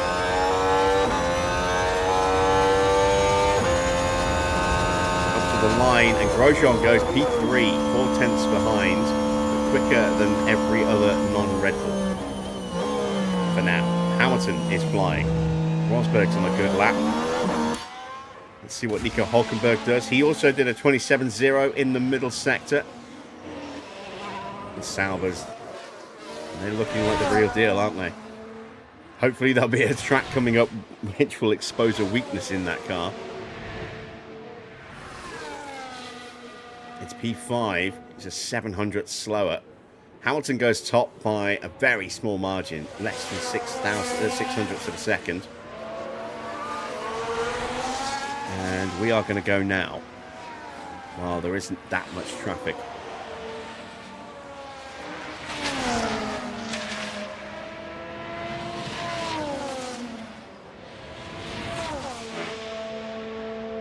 So, we've got Alonso out there on an out lap. Rosberg on an in lap. Both of the Saubers on in laps. Hamilton on an in lap.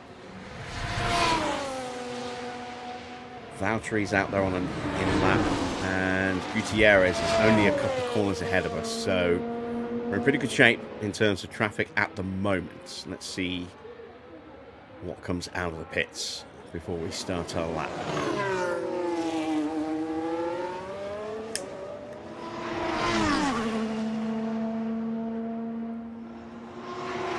Got brand new tyres on, so theoretically we should go better, but the tyres are not heating properly.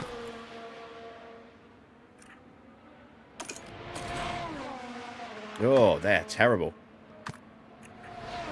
Right, where are we? Yeah, we're gonna have to go manual control and see if we can inject some heat.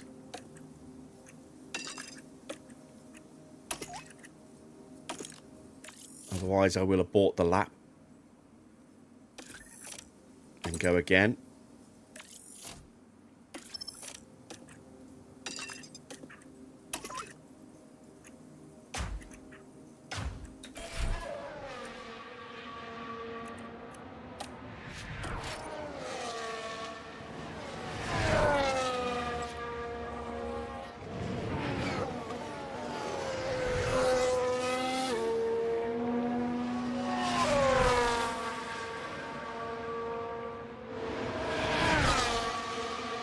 It's going to be tight here with Jensen, but he should be just about warmed up. Schumacher's in about the same situation, so we will unleash them. Use overtake. And there we go, tyres firing up as we cross the line.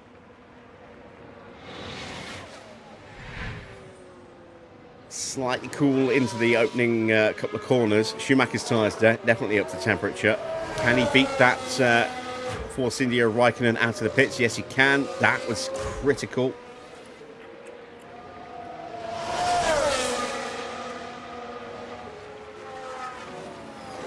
do have Paul di Resta in front of us, but he's not close in front of us.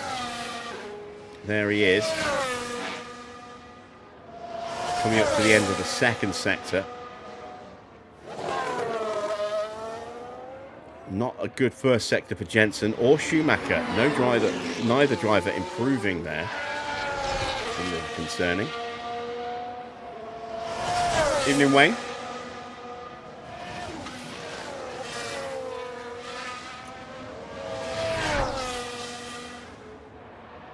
Right, middle sector, Jensen at 27.2. That is an improvement. Got a clear run to the end of the lap now. 27.1 for Schumacher.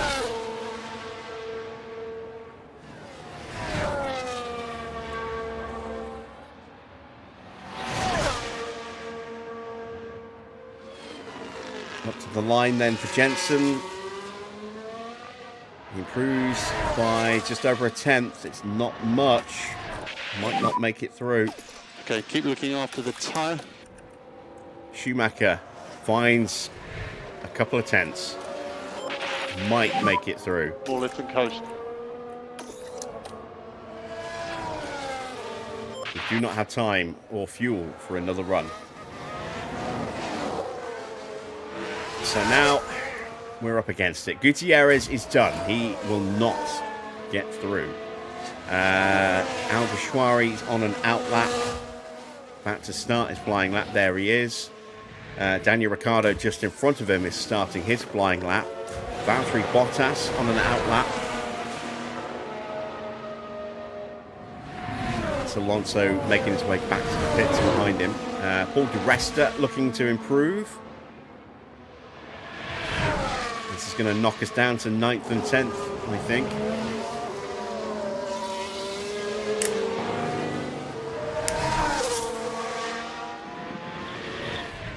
We had a better middle sector, but we had a bad first sector with both cars. Di Resta is slower. Oh, that is huge. It's Di Resta who is in trouble. He was the car most likely to knock us down a place. Right, where's Kimi? There's Kimi. He'll be the next one across the line. Speed limiter. And stop on the marks.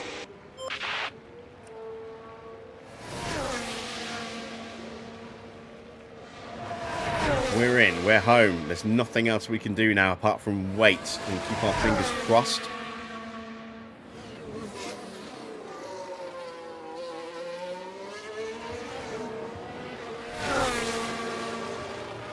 Up to the line for Kimi Räikkönen.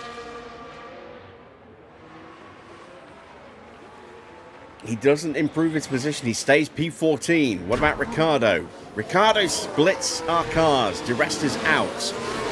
Button now down to 10th. Here comes Perez. I'd be amazed if Perez can knock us out, but you never know. We might just get both cars through by the skin of our teeth here.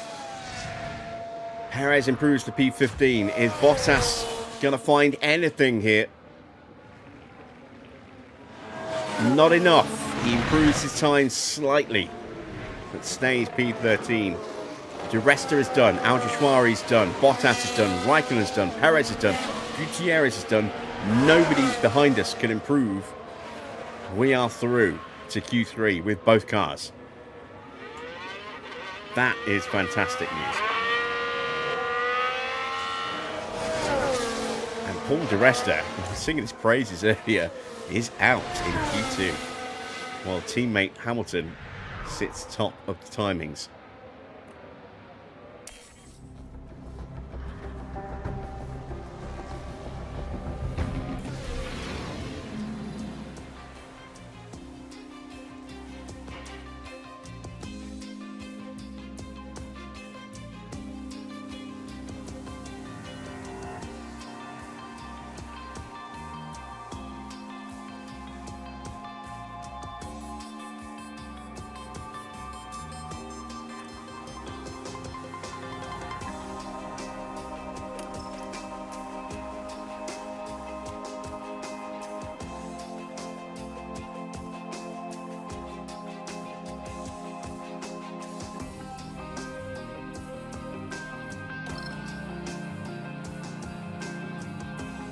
Alright, into Q3. The top 10 shootout. We're going to start on the scrubbed tyres. We've done one lap, or one flying lap. And then we're going to have a brand new set of tyres for the second run. And we'll still have 2 sets of softs to take into the Grand Prix.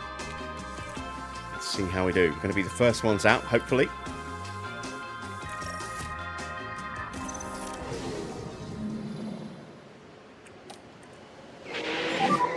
Sessions should be starting now. Rosberg beat us out, but we're going to be going manual on this one.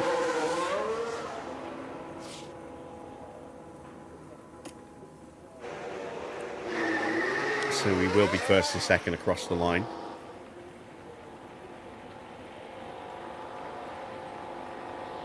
I'm going to get those tyres fired up nicely here.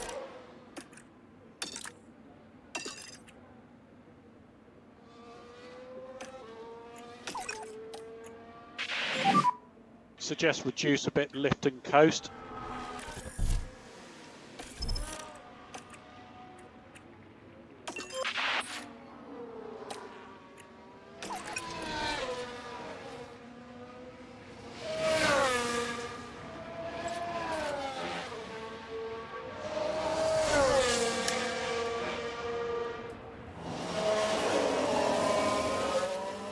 And we don't have outlap next to our name now because we've taken manual control. So this counts as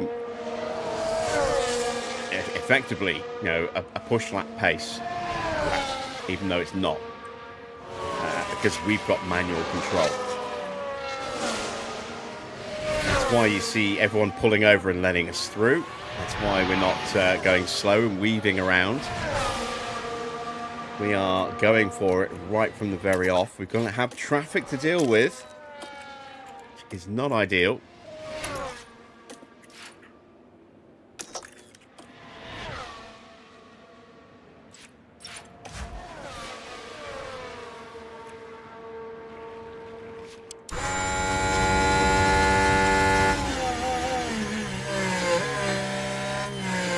Both of the Red Bulls are in front of us, Maldonado and Vettel.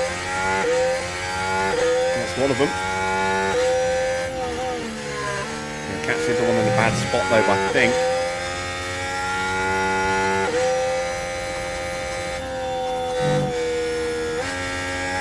That could have been worse. Could have been much worse.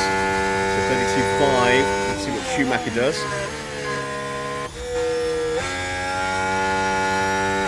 Yet to catch the Red Bulls. Also a 32.5, but fractionally quicker, so Jensen didn't really lose out that much there. It's about the 1 point you want to catch a car in the opening sector if it's going to be through those S's. It's right at the end of them like that.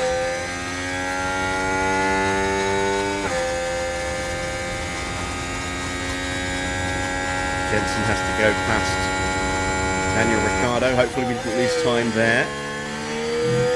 27.2 in the middle, 27.3 for Jensen, 27.2 for Schumacher. Let's see what the final sectors look like.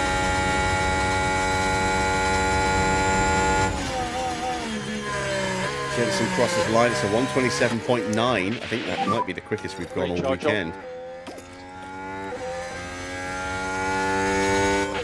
28.2. What does Schumacher do? Also a 28.2, but fractionally quicker. He is a tenth and a half up. And we have laid down our opening salvo. Let's get back to the pits, put on some fresh tyres, and we'll do 2 laps this time.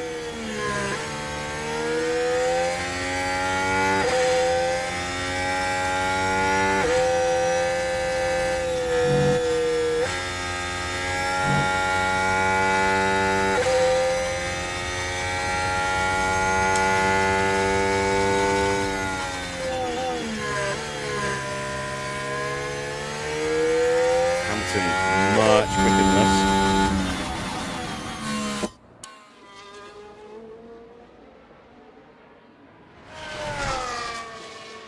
Rosberg has split our 2 cars. Hamilton's about to go top. How much by? Oh, 8.5 tenths. That is a big, big margin. Hamilton having one of those special laps that the top driver. Oh, someone's in the wall.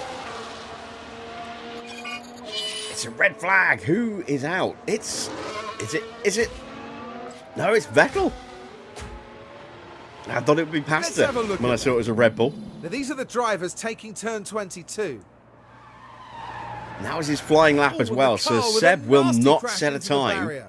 And that won't do the car any good Best, at all. he's going to qualify 10th. At worst, he's going to have to start from the pit lane.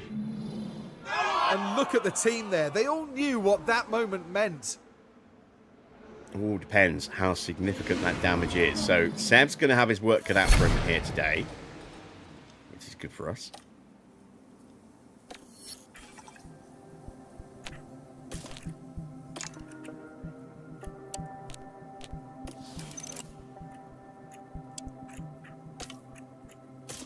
This little bit of guitar that you hear in the background is dong dong dong dong. It's almost like a banjo-y type guitar. It makes me think of Red Dead Redemption.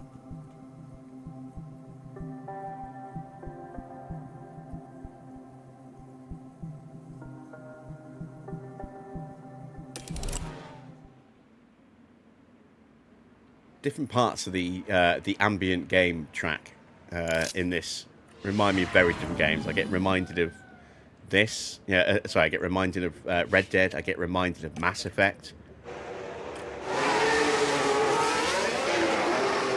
Not need to send them out so close to each other. Shit. I get reminded of Metal Gear Solid.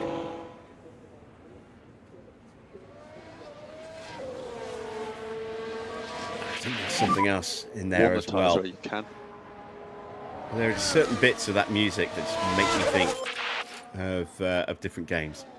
I don't know if that's by happy circumstance or if it's just whoever composed the music was just listening or playing a lot of games or listening to a lot of soundtracks and was, shall we say, inspired by those.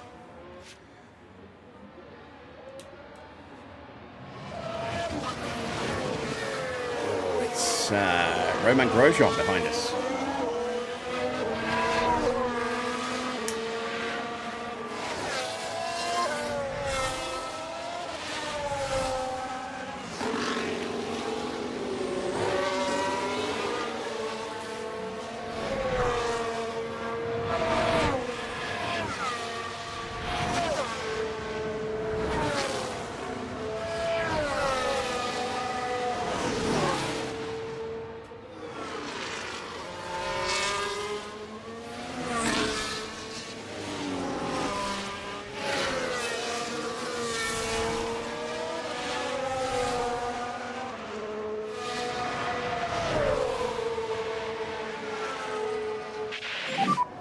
Good gap in front. And you're good to open the lap.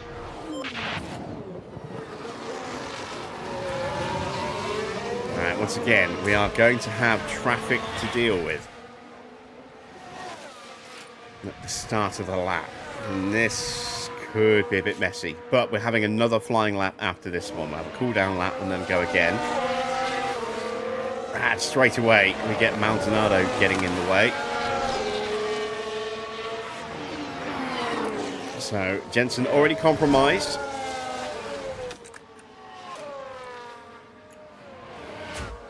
And now I think Schumacher compromised by the second Sauber there, Nico Hulkenberg.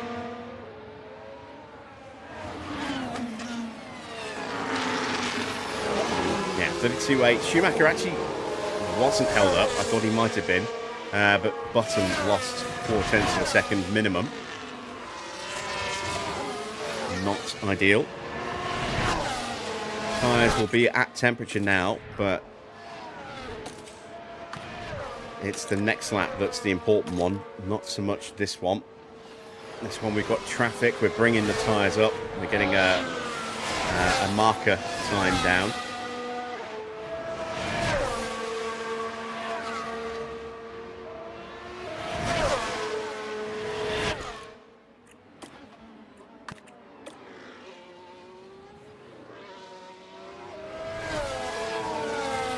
Oh, damn it. I thought Jensen was far enough ahead to not do that. Bugger. So, Schumacher is second. How far away is he? Jensen obviously not improving with that pullover. We are still 8.5 tenths away. Rosberg, super close.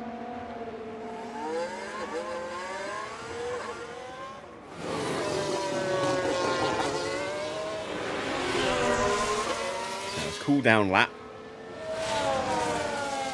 Calm the tyres down a little bit. Get the battery built back up a little bit. Ready for another flying run.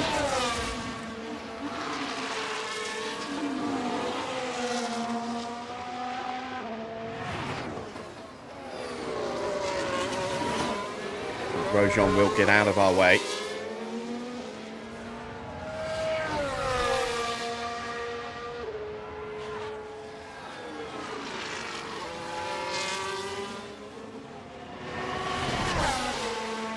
My tyre situation looking like at the moment.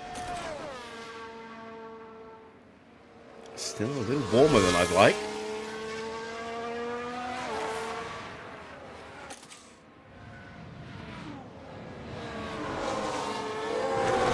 Schumacher pulling over to let a couple of cars through.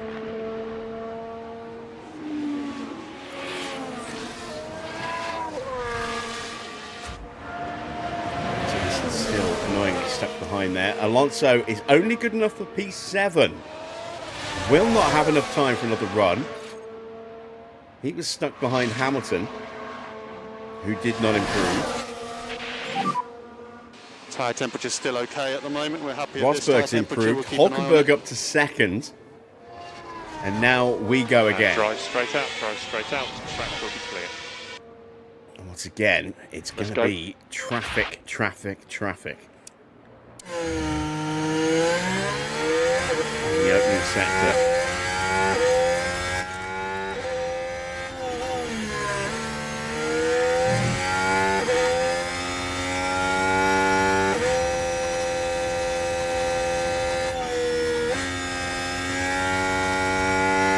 Get through unscathed. No improvement in the opening sector. Jensen gets to clear them both and has a better first sector this time. More traffic coming up. That's Alonso and Hamilton.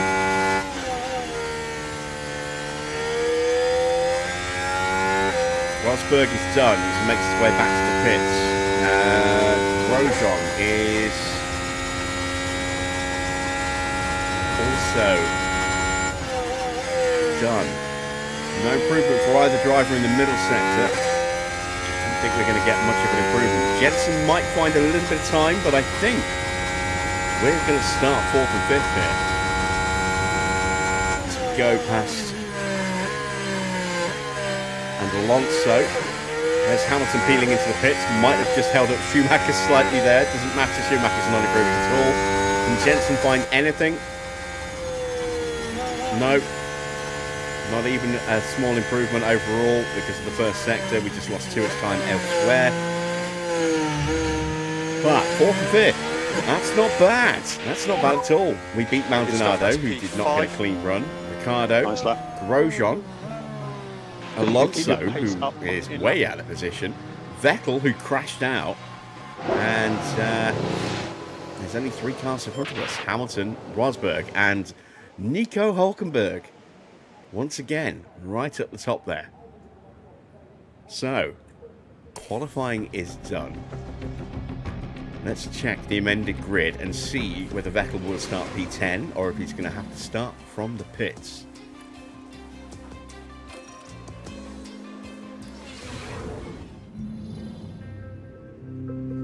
The drivers are getting ready here at the Jeddah Corniche circuit, preparing for 50 flat-out laps under the lights. Jeddah street circuit certainly makes the high speeds of F1 racing a thrilling affair.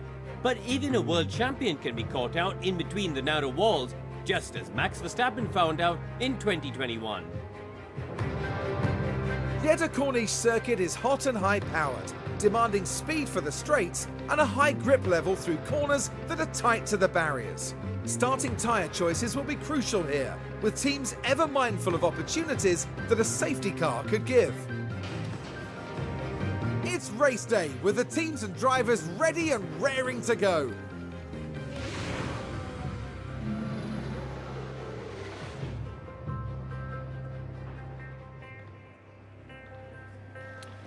Frame rate suffering a little bit at the moment. So let's have a little look then at the amended grid, shall we? Seb will start from P10. There are no penalties to be applied, so it's as we qualified. Let's have a look at strategy. Medium to soft is the way we're going to go. We are going to take some fuel out here. We're going to take out, see, it's 2.1 kilos a lap still. Even with, oh no, wait, this is the old school engines, isn't it? Yeah, so yeah, 2.1 kilos. That's about what I was expecting it to be. Let's take 2 laps out. We're going to go very aggressive off the line. We are going to start on the mediums. Because if we get an early red flag, which is possible around here, then we can switch and go soft, because we've got 2 sets of softs. So 2 laps out. There we go. Aggressive off the line. High likelihood that we'll get some kind of safety car around here, especially with drivers like Maldonado on the circuit, and Grosjean and others. So we are prepped and ready. The start of the quote-unquote Malaysian Grand Prix is next.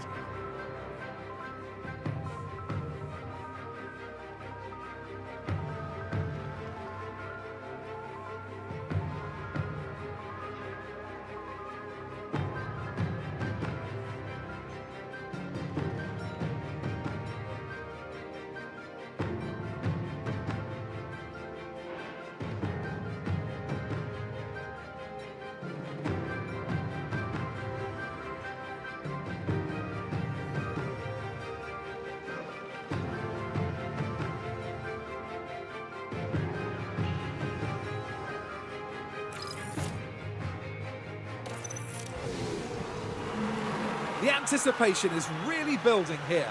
The fans in attendance are absolutely buzzing with excitement. As we get closer to the race, will the McLaren be fancying their chances in this one? They've done better than expected to be starting 5th. If they keep that up in the race, it'll be an impressive result. But remember, anything can happen in Formula One.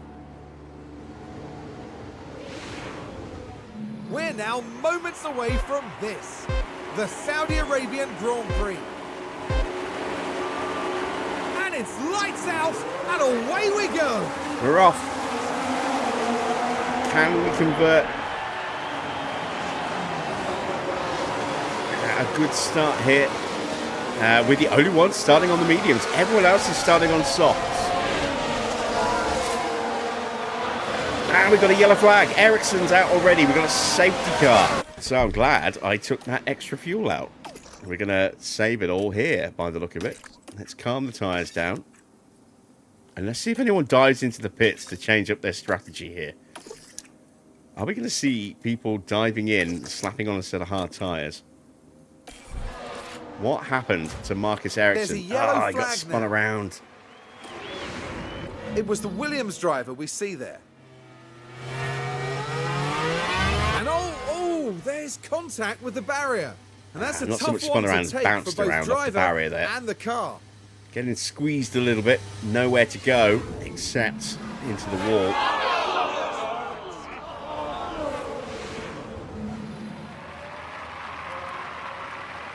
See if we get to see that from a better safety angle. car. Recharge on. Delta positive. We're not going to hear any audio from Marcus Ericsson, so I'm not going to click that. Try to keep temperature in front right. And Seb's at the back of the grid.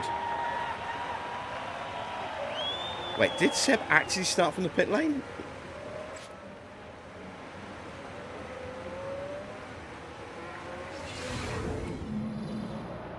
So here you see that crash again. Clearly unable to take evasive action. Right, let's Thankfully, see if though, Seb they come goes away through. from that unharmed. Yeah, there's Seb. He must have started from the pit lane. And clearly then, not what everyone in the garage would have wanted to see. Wow. Okay, so Seb was not supposed to be starting from the pit lane, but apparently did. Very odd. He said he's okay. Well, that makes things even better for us, Take care for any debris on this next section. because he's now got a lot of cars to try and punch through.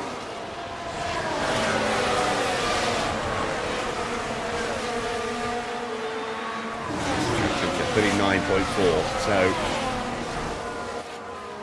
we can be careful with the tyres. We can push them a little bit at times, but they're not going to, you know, get really cool like they were in Australia yesterday. Unless we push them. At least I don't think they will.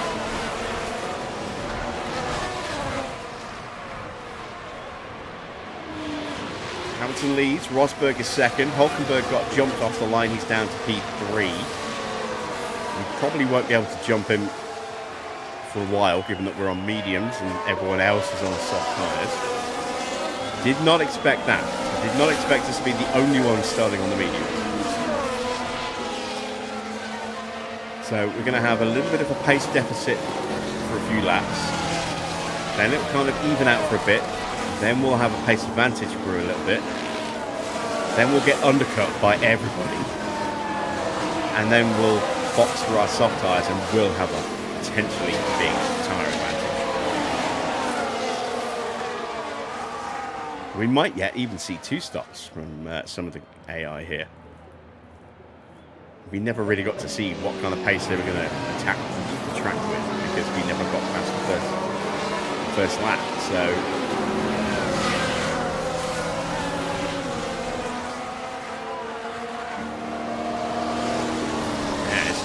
yeah, this could be a very interesting race now, with us on a complete opposite strategy here.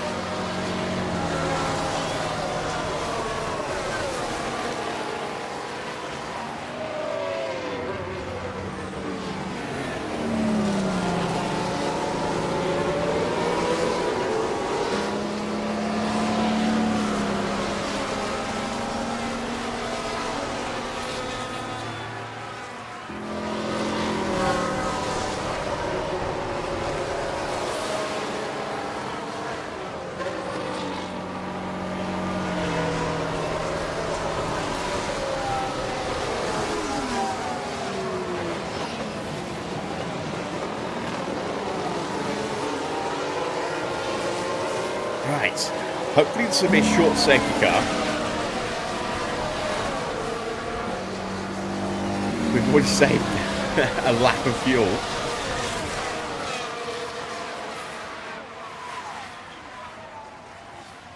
I could have taken more out. I did not expect us to get a safety car after the first corner.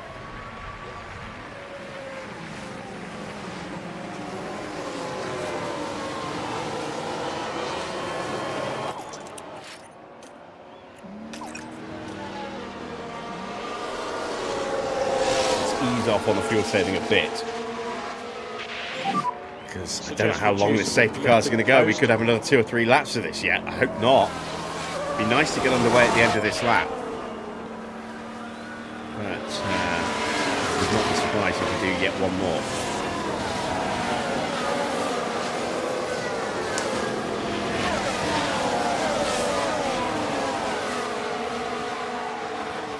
Still, we're burning off fuel at a pretty quick rate.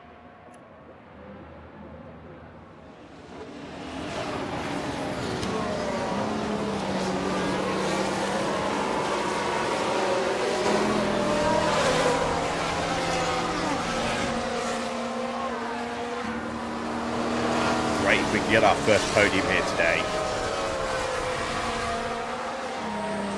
Definitely got an opportunity to fight for a podium. given how high up the grid we've started and the fact that Seb is at the back of the grid. Alonso's just in the top 10, as is De Resta. Both of those guys should be quicker than us. Hulkenberg is once again ahead of us. Grosjean's behind us. I expect him to punch through a bit. Maldonado, we beat Maldonado yesterday, but I'm not sure whether that was down to that car not working great. That circuit. I don't think it was that, because Vettel won the race. I don't know whether it was down to the driver or just the lack of tyre grip left. We saw Alonso puncture coming out at the very final turn last night. He took his tyres right to the very limit and beyond, and then ultimately paid the price, but without too much detriment. It only cost him one position to his teammate. But we beat both the Ferraris last night. We might be in with a chance of a podium here. We've got a good opportunity. Let's see if we can capitalise on it. But we don't really know what our actual race pace is like yet. We have got another lap of the safety car. Please come in at the end of this lap. I'd like to get underway.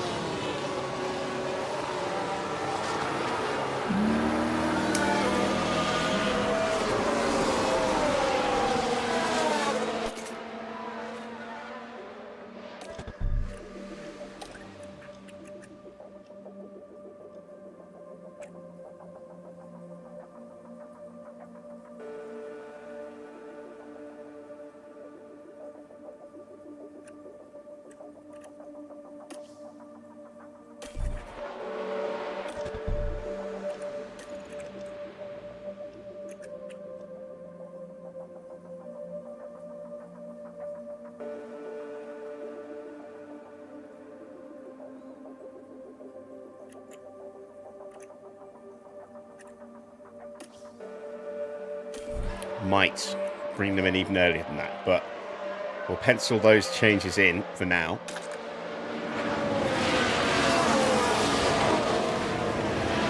don't know how hot the tyres are going to get in this dirty air.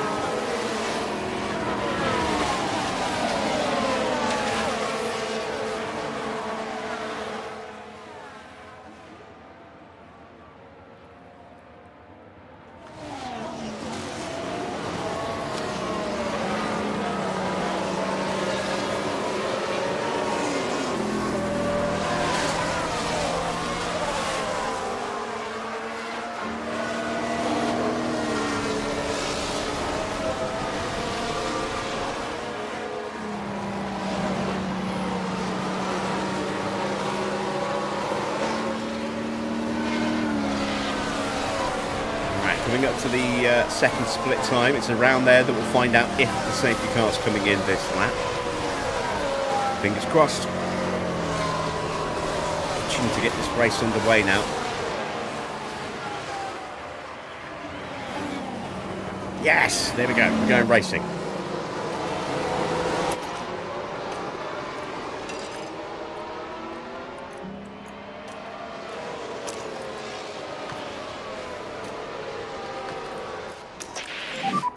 Keep chipping away.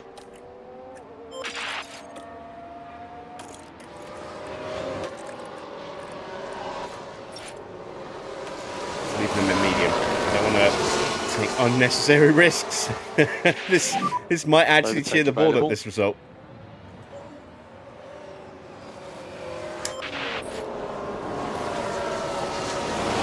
We are currently sitting on 22 points if we finish like this. Safety car is pit entry now. Alright, here we go. Reminder that overtaking. Everyone's pushing again. We're back to green flag. We've got another yellow flag. Oh, this is going to be a red flag. This is going to be a red flag. Jaime Alguersuari blocking traffic. We can now do that soft-to-soft switch.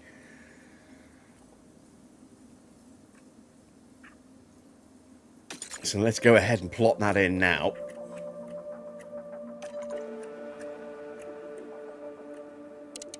Chaotic scenes at the start of this Grand Prix. We're going to be overfueled, but means we can just be aggressive with fuel now for a while.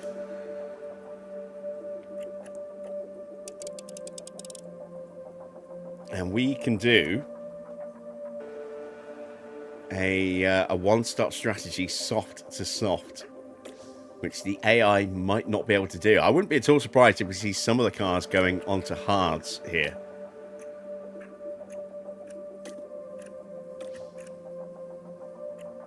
And trying to take the hards to the end.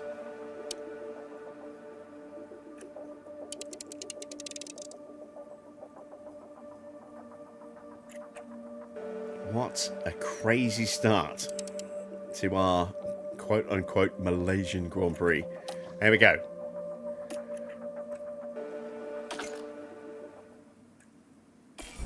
Grosjean's already dived into the pits, but there's nobody coming up behind. Oh, no, he's going to lose out, potentially. Depends where they roll this back to.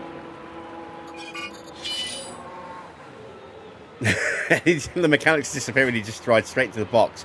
But has he lost 2 places? Here we've got the Aston Martin. As a result of that. That would be glorious for us. A fairly substantial crash. And there we go. Yeah, just lost it on the What they restart. would have had in mind when they woke up Not this exactly morning. showering himself in glory here, Jaime. And into the pits. It's not going the way the team There's the had hoped Sauber. today. That is for sure. I think he'd already hit the pits and was behind Alonso and Di Resta before they threw the red flag. So he might legit have just lost 2 places for no reason. What an insane start. Right, soft tyres. On they go. For both.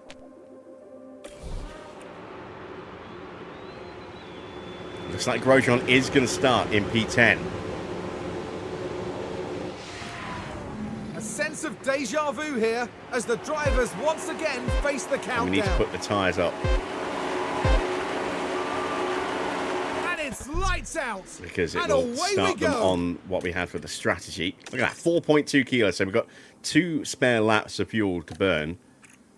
And see if we can get through this without more safety cars. We are off.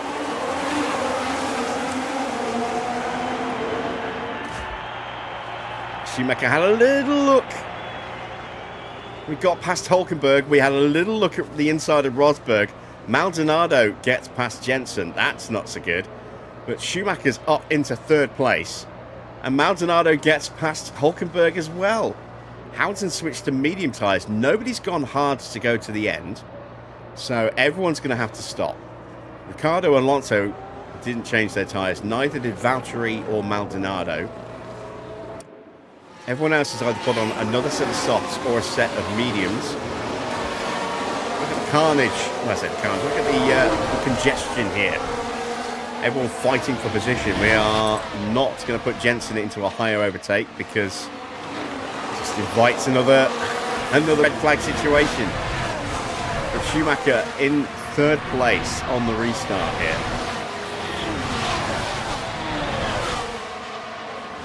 Maldonado's not keeping up.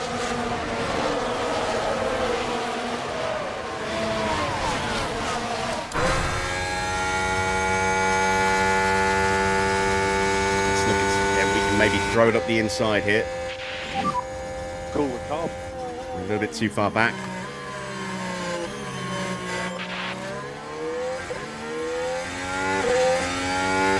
Everyone makes it round the corner. Senna gets ahead of Jean-Eric Verne. DRS enabled. And we've actually completed a racing lap. Woo! Evening, Maicon.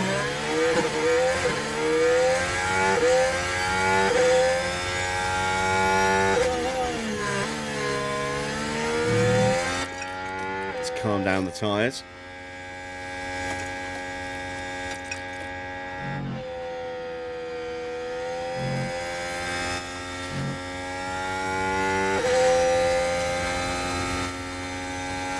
Stay with them, Schumacher. Stay with them.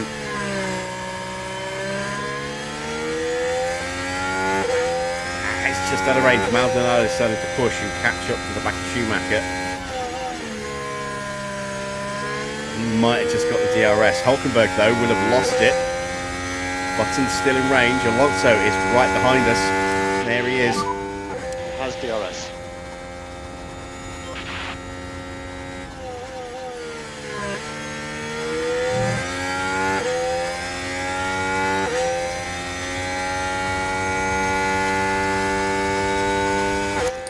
Rosberg has got ahead of Hamilton. We are lining up a move here on Nico Hulkenberg.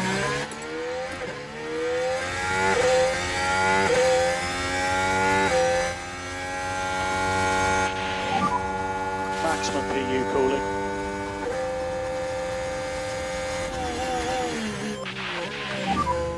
Pack is low. Come on, Jensen. Make it stick, make it stick, make it stick. Go on, go on. Yes. We're ahead of Hulkenberg. Fantastic. Right, back to Schumacher. We are on the back of Rosberg and Hamilton. Hamilton back ahead again. Good job. Let's see Jensen's overtake.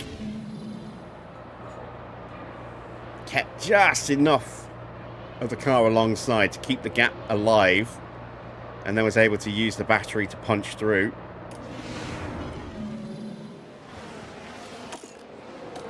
Let's put him into top up and battle assist now. Help him defend. We can have recharge on now. Let's make sure we do not get dropped here.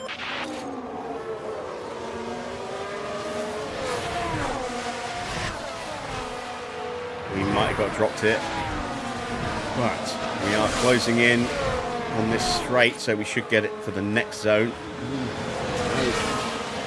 Maybe not. Rosberg got a really hefty slipstream there.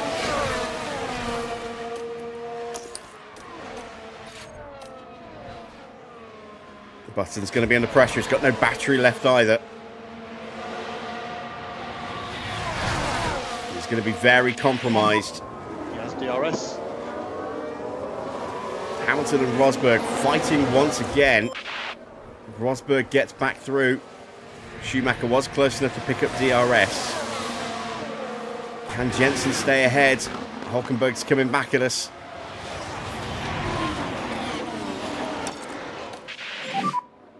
Okay to push. Yes, a little bit of extra tyre for a little bit of corner grip. Here we go. We Key thing is hold to on keep the to tyre in good P5. shape. Keep the tyre in good shape. Right, back to Schumacher. What a start.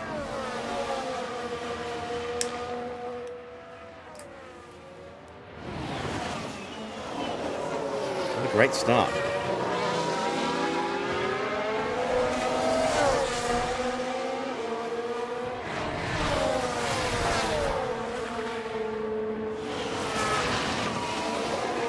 These slower mid-speed corners are really hurting us. Again, our downforce is terrible. But straight line speed is very good in this car right now. Our DRS is the best on the grid, thanks to that new rear wing we're running tonight. And our dirty air performance is pretty strong as well, which also helps. But we are going to lose touch with the front two here, I think.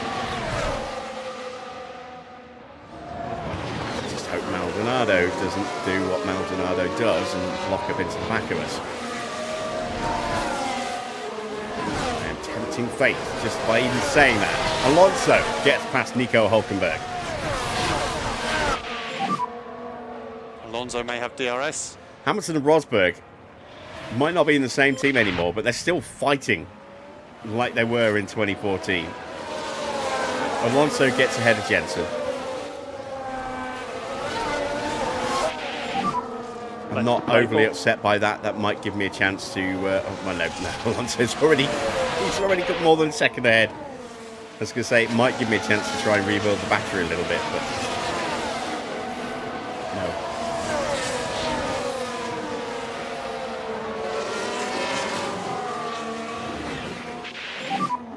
You are currently P6.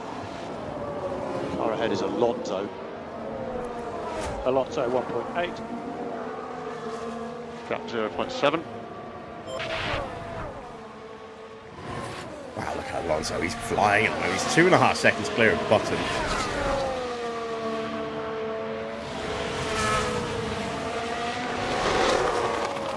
I wonder how hard he's pushing those tyres. You can see that our tyres, without push, but with the burning off the fuel, are just underneath the overheat point, and I do mean just. couple of degrees for Schumacher, a little bit more for Jensen. So he's been running in cleaner air.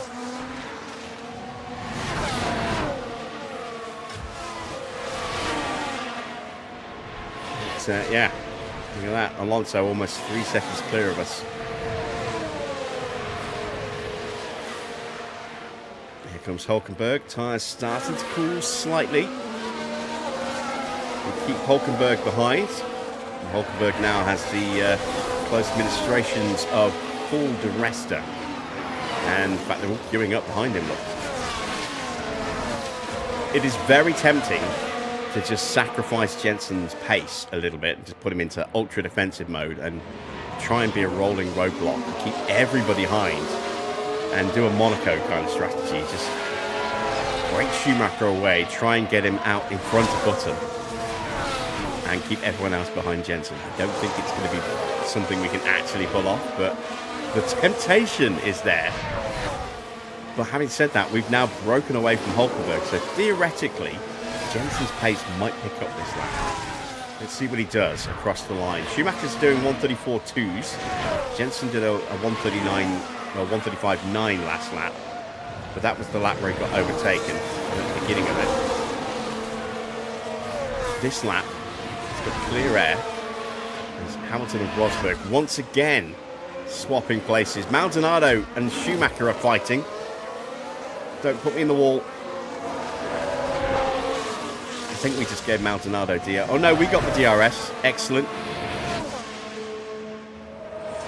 Alonso closing in. There he is. He's getting very close. And Jensen, 134.4. Yeah, much quicker now that we're 2 seconds clear. Look. That clear air is helping. The tyres are coming down in temperature. We're in really good shape. Really good shape here.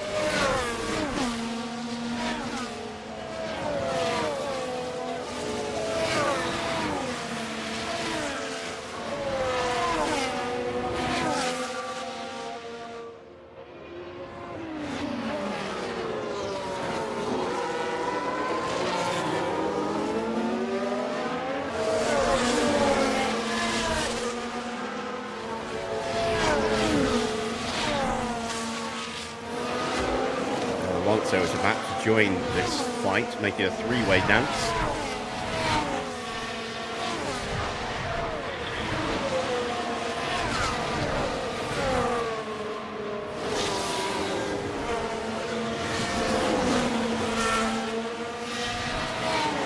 I'm going to burn what battery we've got with Schumacher and push his tyres in a second. Try and break away from Maldonado and Alonso, let them fight each other. See if I can get it back onto Rosberg. Hamilton breaking away a little bit.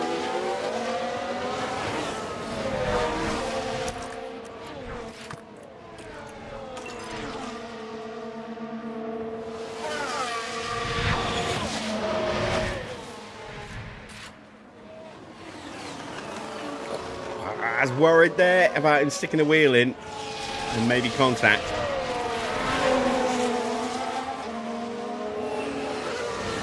Hamilton is breaking away from Rosberg here.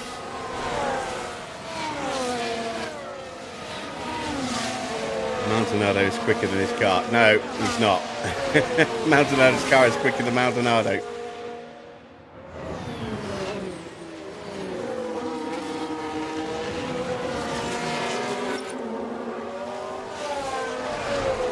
You had a better driver in that car. You put Schumacher or Button in that car and that car would be at the front of the grid by now.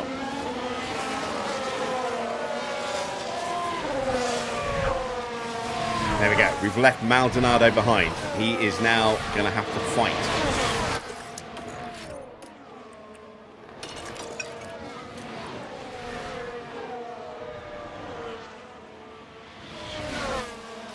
Jensen not keeping up at the moment, but still gradually pulling away from Hulkenberg, who's having to fight off Paul di Resta.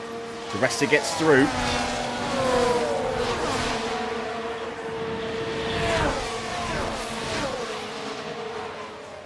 Might have to push Jensen soon. Maldonado's caught back up. Damn it.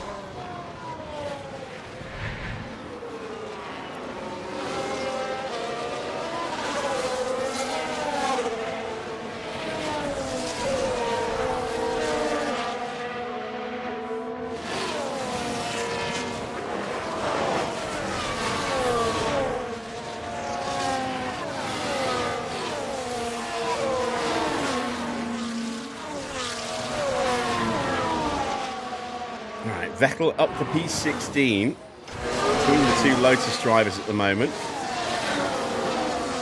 But stuck in a queue of traffic.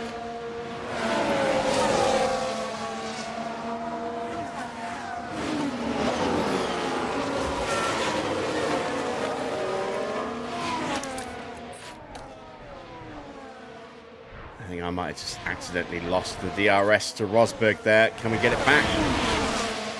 I hope so. Yes, yes we can.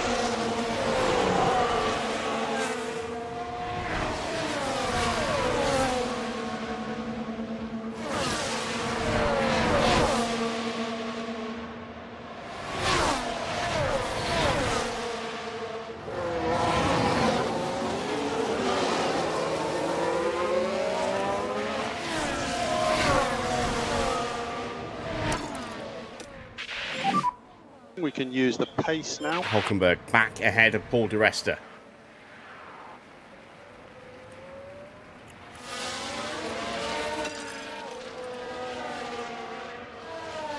We're going to make a move, hopefully, on Rosberg on this lap.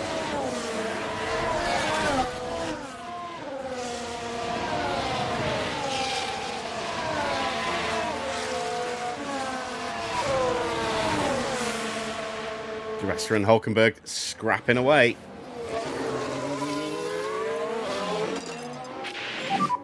Let's go. And that's just slowing them down. They're now nearly 5 seconds behind as a result of that fighting through the opening sector. Oh, look at this. They're holding everybody up. They're all queuing up. Does Grosjean throw up the inside of Ricciardo? He's trying. Yeah, getting some amazing close racing this year already.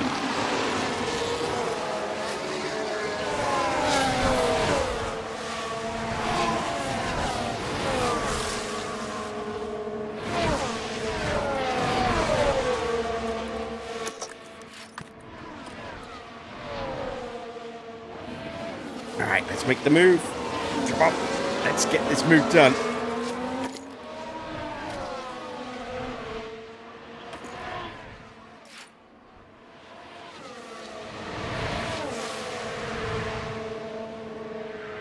Up the inside, can we make it stick? Oh, Rosberg super late on the brakes there. It's a bit frustrating.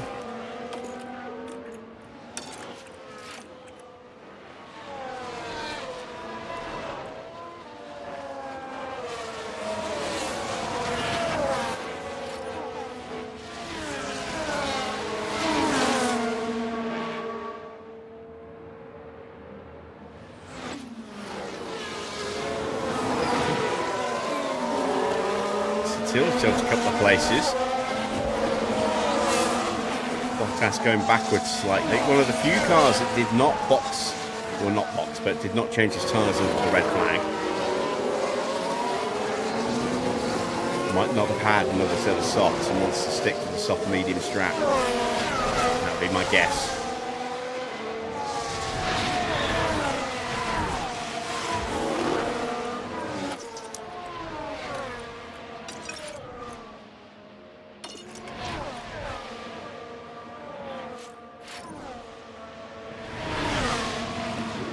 We are going to have to go aggressive if we want to get past Rosberg, I think.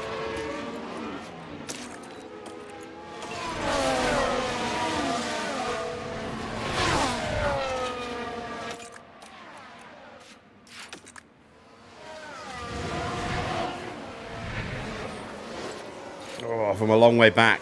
Too far back.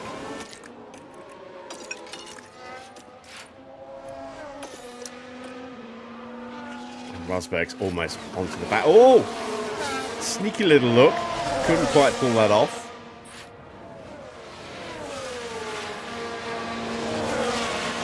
This will give Hamilton a little bit of respite. Or respite, depending on how you want to pronounce it.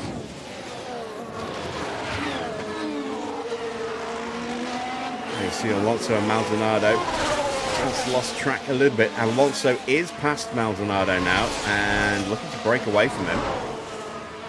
Jensen is starting to close in on Maldonado.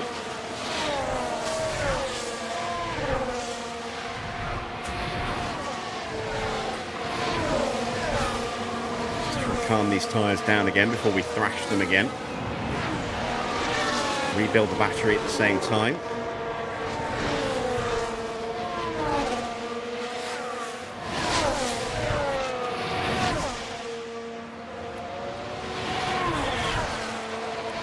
Let's have another go at getting past Nico Rosberg.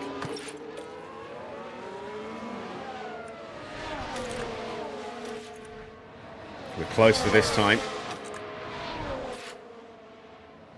Step out earlier.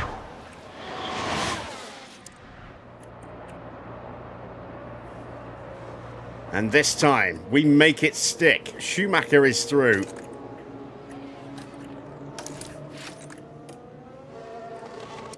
And we are in P2. Fantastic.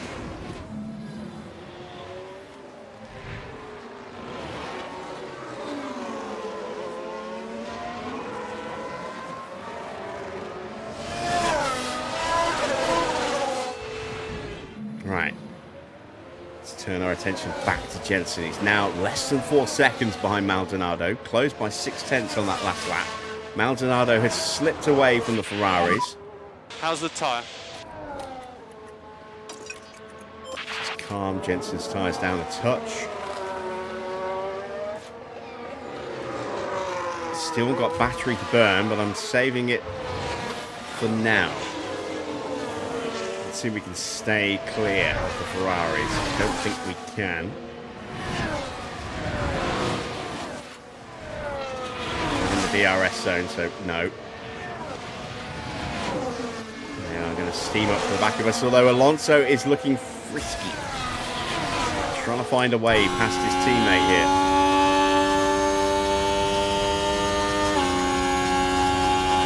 If they fight, it might play to our strengths. Our advantages.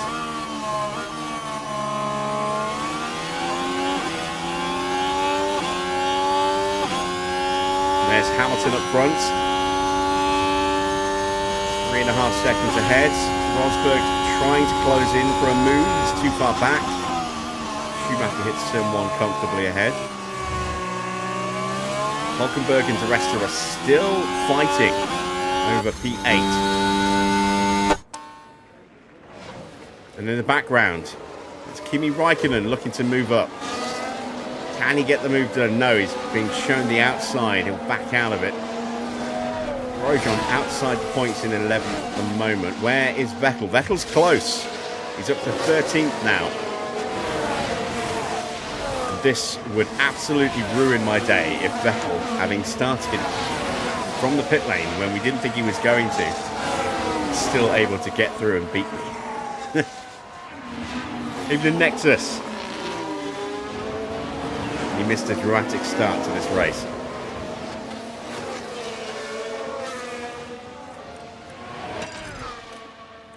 Right, let's push the tyres again. Maximum pace now. Start to close back in on Maldonado.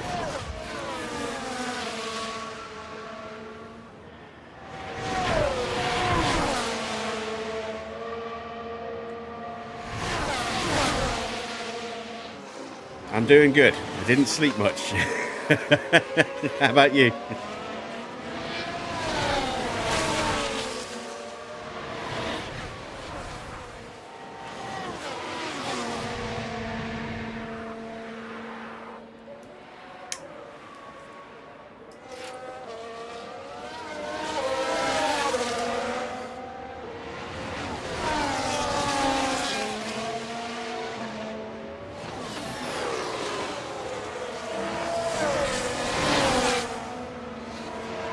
I think I maybe got about 4 hours, 5 hours of push.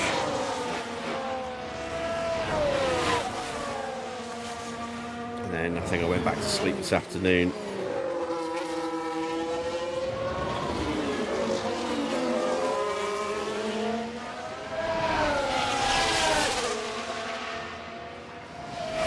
No, it's not registering what sleep. I got a little bit of sleep this morning, not much. And then I got about 3¼ hours from about 10 to midday till just after 3.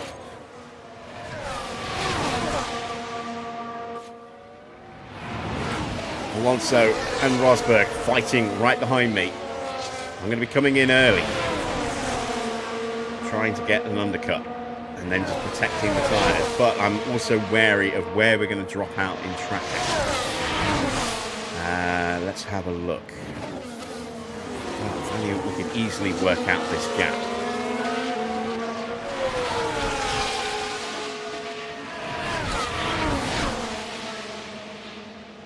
Let's see. If we say we need about 20 seconds, we're going to come out somewhere around Hulkenberg, Ricciardo, Grosjean, Vettel. We need to go a little bit longer. We are lapping quicker than these guys, so we just need to go another few laps. Let's just calm Schumacher's tyres down a touch.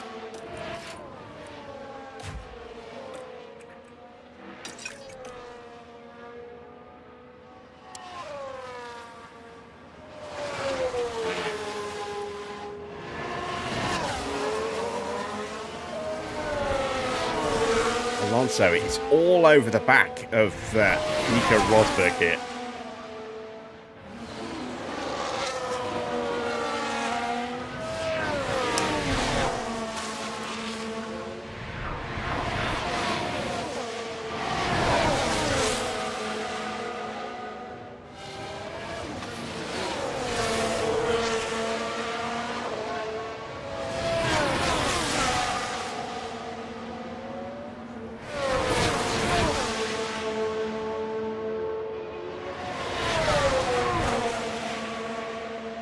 And now Rosberg's pushing onto the back of Schumacher. He almost hit him there in the braking zone.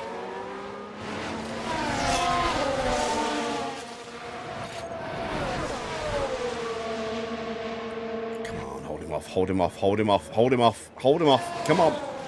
Come on. Don't let him through. Don't let him through. Ah, shit. All right. Some battery. We're going to be boxing soon. Valtteri's in. Valtteri, one of the few drivers who did not change tyres in that early red flag.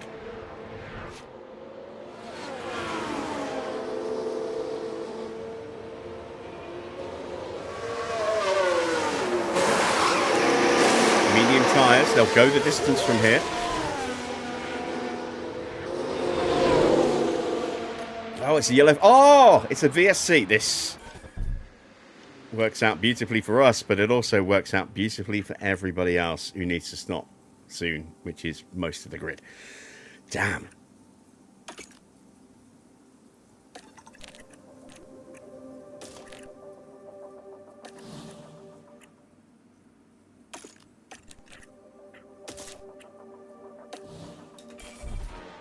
Oh, is it? Is it?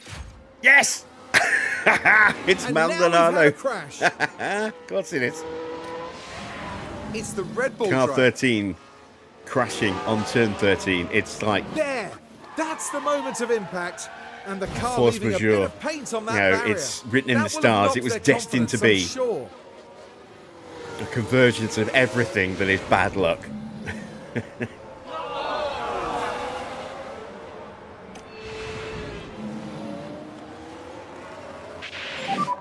Virtual safety car. And that puts Positive. Vettel into the points in P10. If only we'd have been able to stay ahead of Rosberg now. If we get a quick stop, we might jump him in the pits. And Alonso is going to have to stack, but he will be comfortably out ahead of Bottom unless Rosberg and Alonso both have bad stops. Let's keep our fingers crossed for that, shall we?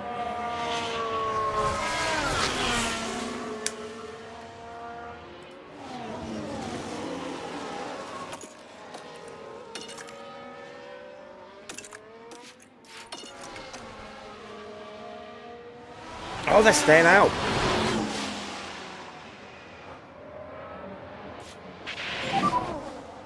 Okay, keep looking after the tyre.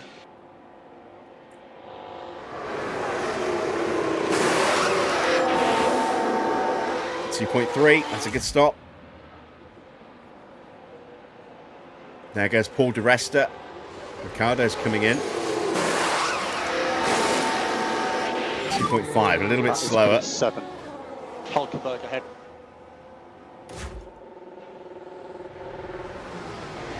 Schumacher's out in P5, ahead of the Saubers. Jensen's going to come out, just alongside, just behind Jules Bianchi. That's not ideal.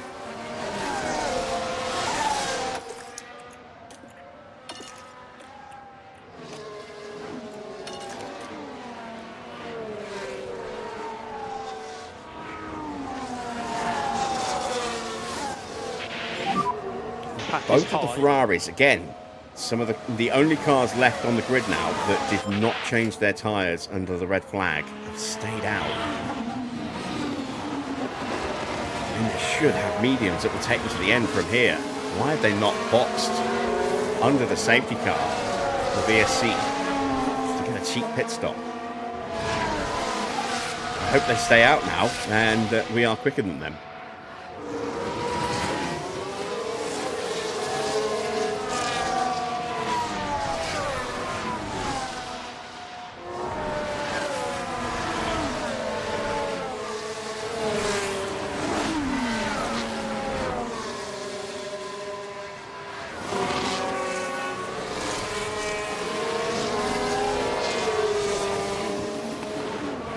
Rosberg's in.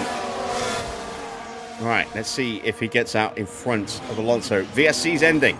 Let's see if he gets out, in front of Schumacher.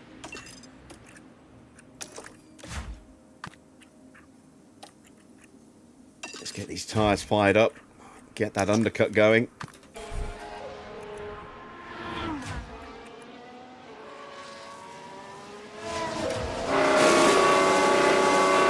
It didn't look quick. Didn't look like it was horrifically slow, but it didn't look quick. Now we're up to speed. Is that going to be enough? Is that going to be enough? Bianchi gets into the pits out of Jensen's way. And we are ahead of Rosberg. Vettel's suddenly up to 7th place.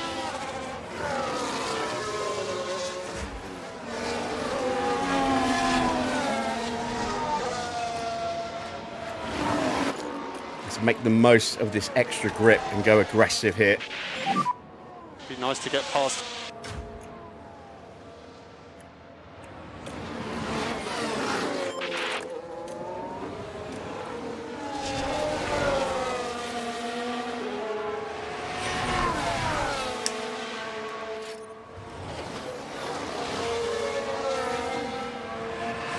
And Alonso now is kind of screwed a little bit.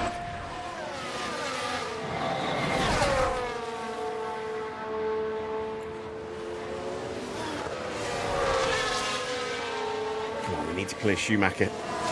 Need Schumacher to clear di Resta hit. Jensen kind of stuck in a train here. Alonso's into the pits. Tyres are reaching the upper end of the temperature window. Tyre temperatures have been good. It's a bad stop. It's a really bad stop. Schumacher's up into 2nd, sets the fastest lap, and now we're inside Hamilton's pit window. Come on, Jensen. Pick clear air if you can. Jensen's going to get Alonso here. I think. Maybe. We couldn't get through. We couldn't get through. Can we get through here? There's Alonso. No hop done.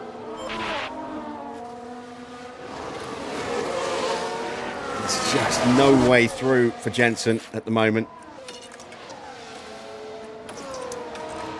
Ease things down a little bit. Schumacher is going to keep pushing to break clear of di Resta and make sure that when Hamilton stops, we will be ahead of him by a little margin. Could we suddenly go from being in contention for a podium to maybe winning this Grand Prix?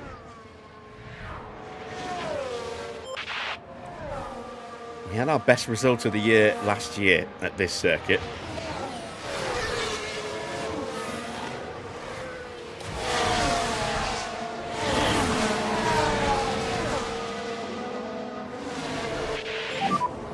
Has DRS.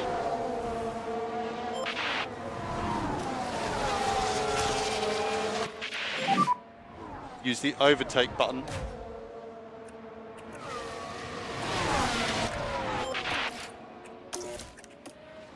Schumacher sets another fastest lap.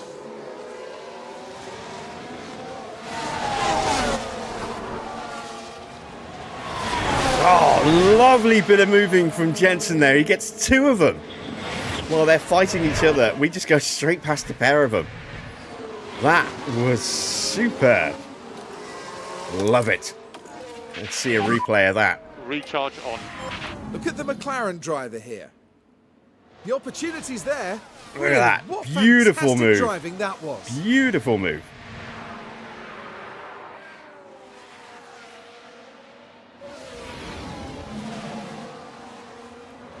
All right, so P7 for Jensen.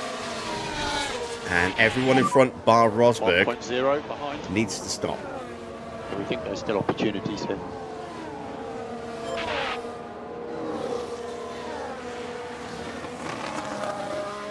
Vettel now up to P5, but does need to make that stop. Jensen is already storming up to the back of Kimi Raikkonen.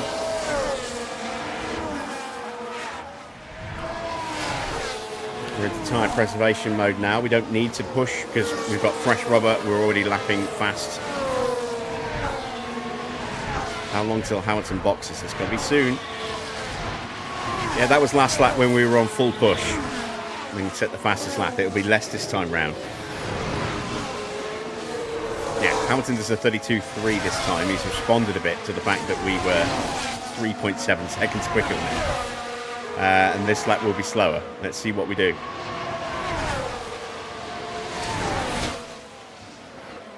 .132.4, so fractionally slower as Button gets past Kimi. Still plenty of opportunities. He's 6 now.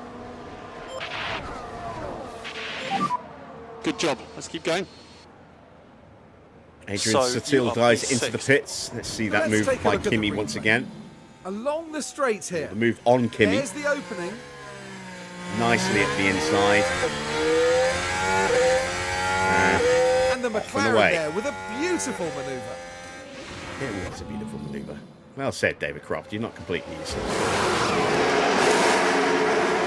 Good stop there for Adrian Sutil. Now Robert Wicken's coming in.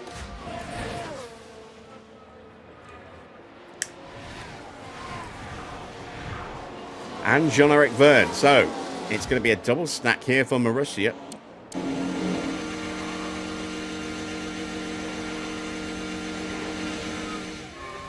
Oh, and they judged that beautifully. 2 very smooth stops. Might not have a good car, but they're going to pick good pit crew. All right, so we are inside Hamilton's safety car window. We say it's 18 seconds. I'm not sure if it's 18 or 20. But if we say 18 seconds, we'll have a 3-second margin. Jensen is hunting down Seb, but not by a massive amount because we're not pushing the tyres at the moment. Letting them cool down a bit. He's still got a way to go. And we were quite heavy with them early on. Grosjean gets through. Grosjean needs to stop again. There is Alonso, who has stopped.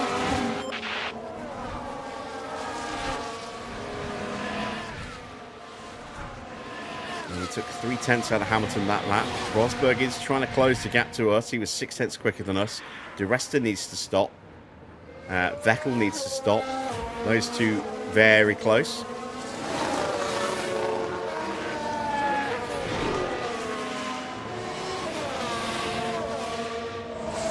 I can't imagine Seb's going to trot that. I mean, he could theoretically try and take these tyres to the end, but I doubt he will. They've been on the car since lap 5 or 6. I think lap 6 was when the restart happened. So that's a lot of laps for mediums. If you've got hards on, I'd say, yeah, he's going to try and go the distance. With these mediums, I don't know. There's a lot of dirty air he's had to overcome as well.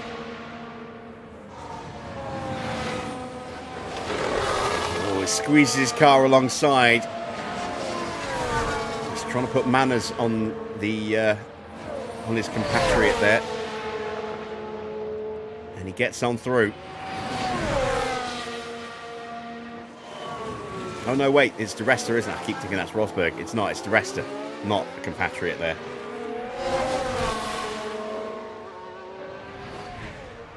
And De Resta's in. And there's Jensen. There goes Jensen. Good stop for Paul De Resta and Mercedes there. Where's he going to feed out? And this will give us an idea of the pit window as well. We've got the gap from Vettel. Looks like it's 20 seconds plus. It's about 20 seconds. So yeah, well, we've got a 6-second window or so over Hamilton at the moment. Although Hamilton's going to be out on much, much fresher tyres. These tyres almost Use the tyre. cooled down too much. Let's turn them up a little bit. Up the pace slightly.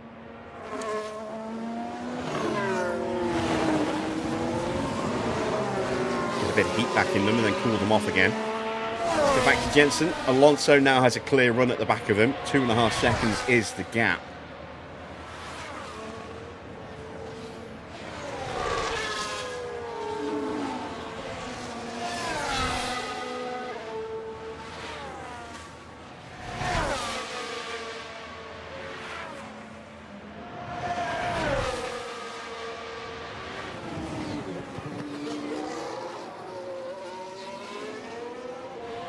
There is Vettel. We just saw a little flash of... there he is.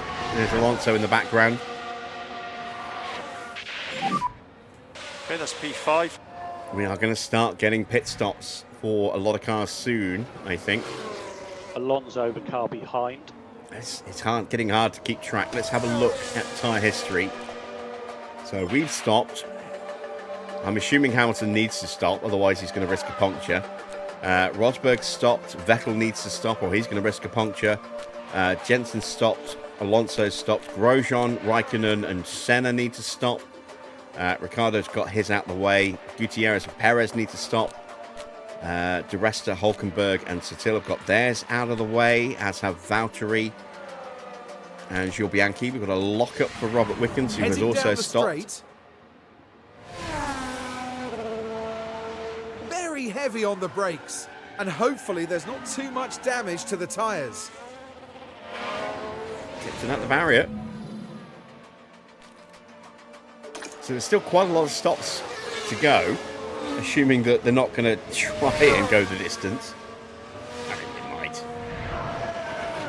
It would make things interesting in those closing laps to see whether or not someone's tyre suddenly goes, oh, for fuck's sake, and gives up.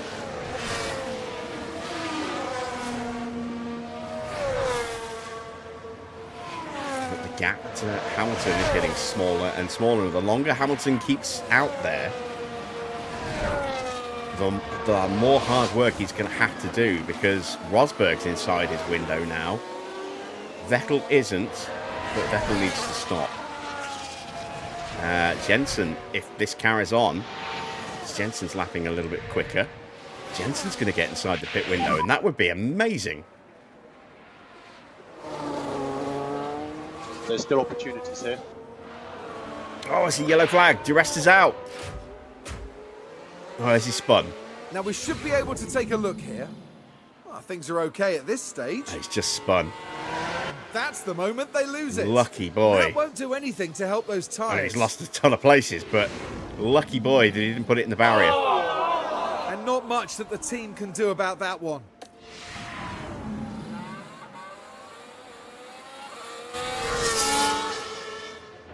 Right, Jensen is now just 1.8 seconds behind Seb. We took nearly 2 seconds out of him on that last lap. There he is. Let's calm the tyres down again. Okay, keep looking after the tyre.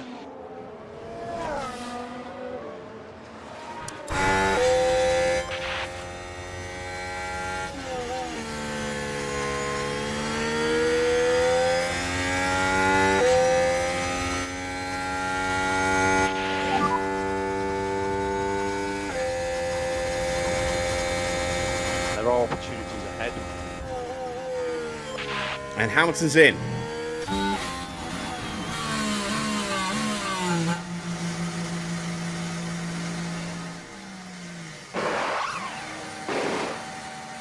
Soft tyres go on. There goes Schumacher. Here comes Rosberg. Rosberg is through. Vettel has stayed out. Button's in range. Alonso is now the car behind. But not close enough. Okay, we don't want to lose too much time. And we lead this Grand Prix by 4.5 seconds from Rosberg and about 6.5 seconds from Hamilton.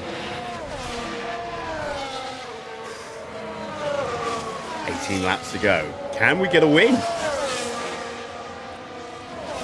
Grosjean and Raikkonen are fighting side by side through Sector 1.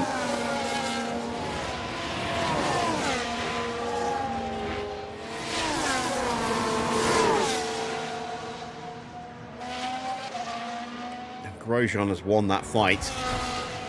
Here's Jensen.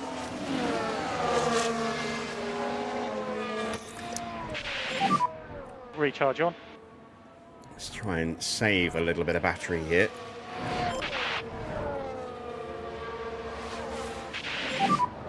Alonso is now the car behind.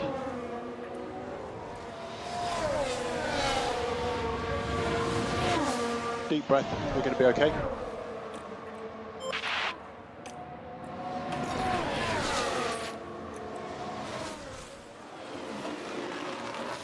I know Vettel's going to stop very soon, so I'm not really looking to overtake at the moment. I'm looking to stay close, save some tyres, get the battery refilled, and then push a little bit once we get through. So if we're still behind him at the end of the next lap, we'll try and overtake him. But we'll stay behind him, tucked up behind him on this lap. Let's turn Michael's tyres back up again. Rosberg's now just 2.5 seconds behind.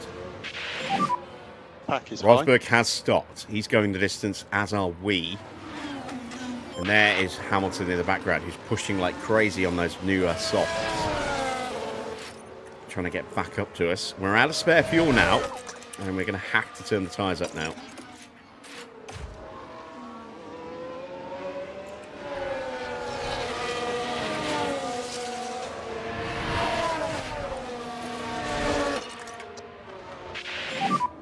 Need to push. You can start pushing. It's just increased LICO.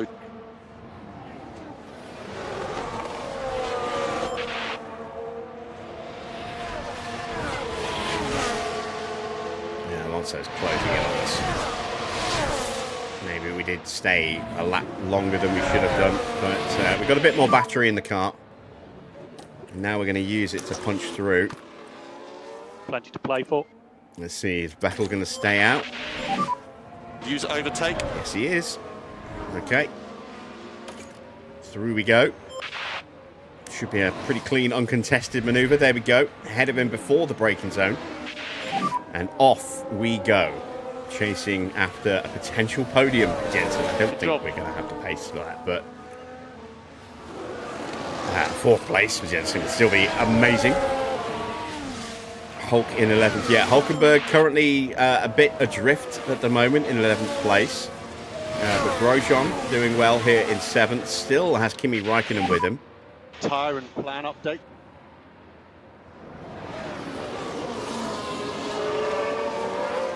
Hamilton now onto the back of Rosberg, who's just outside the range of us. 1.5 seconds.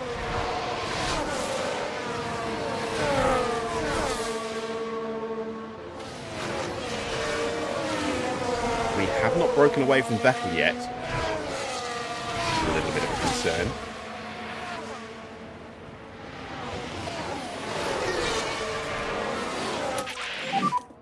It has DRS. Suggest reduce a bit, lift and coast.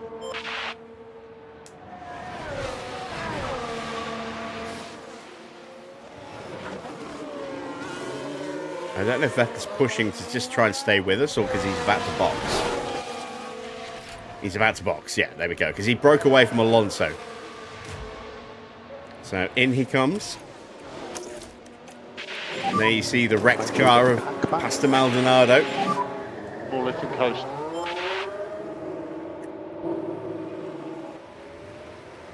Where is Vettel going to feed out? Here goes Ricardo. I think he's going to get out ahead of Hulkenberg. Yeah, Hulkenberg too far back. So it's P10 and a point for Vettel as things currently stand. 15 laps to go. We lead, but by a very, very small margin because Rosberg is now right on us.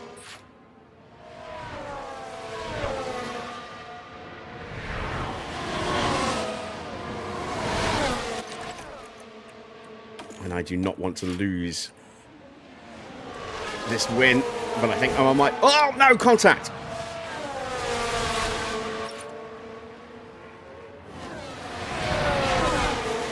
We had Now contact. The Ferrari's involved in this one.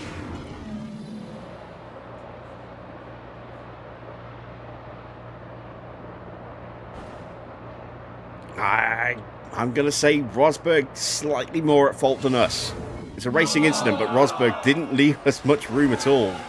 Trying to squeeze us, even though we had the corner on the inside line there. I don't think Rosberg... Oh, he has got some damage. His front wing is missing the end plate.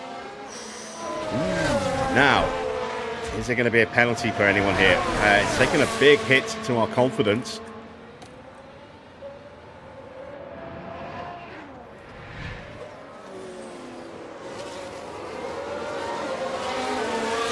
Investigation.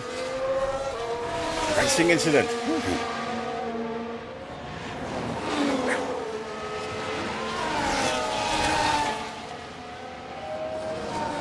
Alright.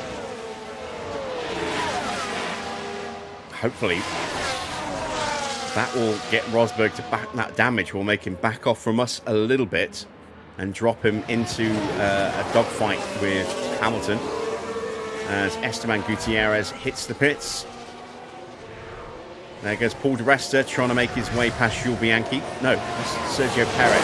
Bianchi's the next car up. Decent stop for Gutierrez.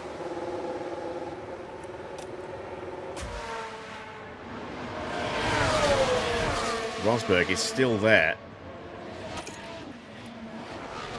Has another little half look at that same corner.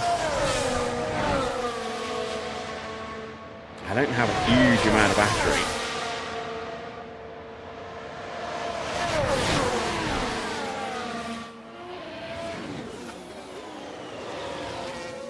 But by going into this defensive mode and then having to take tight lines into some corners to fight, Button's closing.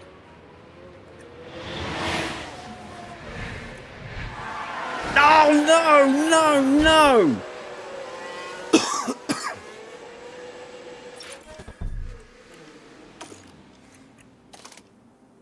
Fuck!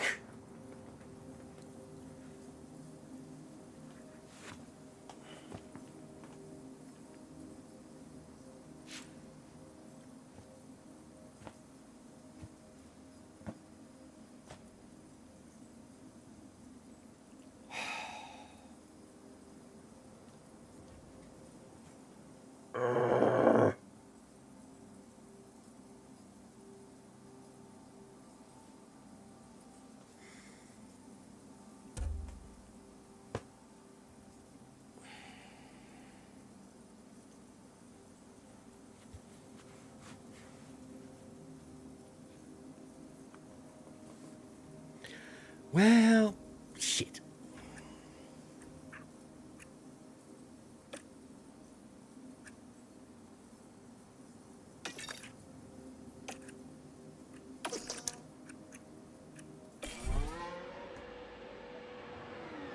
And here we've got a yellow flag. Goddamn Rosberg. And the impact on the car it's quite clear. As soon as I heard That the won't do their screech, I'm like, oh confidence shit, any one of good. us is in the wall here.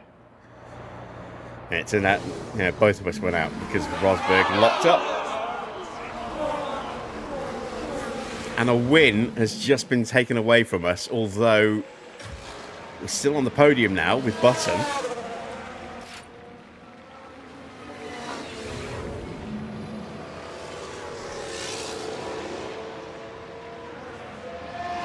I don't know if it's a box or not. Safety car. Recharge on. I've got a big gap Delta back to positive. Ricciardo. I think we have to box. Because if we don't, Focus on keeping temperature in the we've got brakes no and chance of tyres. beating Hamilton. If we do, and Alonso doesn't, we'll have a tyre advantage over Alonso and should be able to catch him. And if Alonso boxes and we don't, we're kind of screwed. So, we'll box. Rosberg gets a penalty. Okay, we'll box this lap, So- stopping on the mark. Oh, that'll help. Damn. God damn, we were on for such an amazing result. We were on for a 1-4, maybe if we got very, very lucky on 1-3.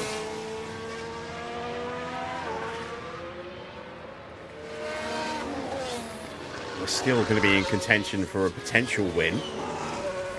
And a pretty, well, I'm not even going to say a certain penalty, certain podium now, because Vettel is now just, once the safety car bunches the field up, he's going to be just right behind us.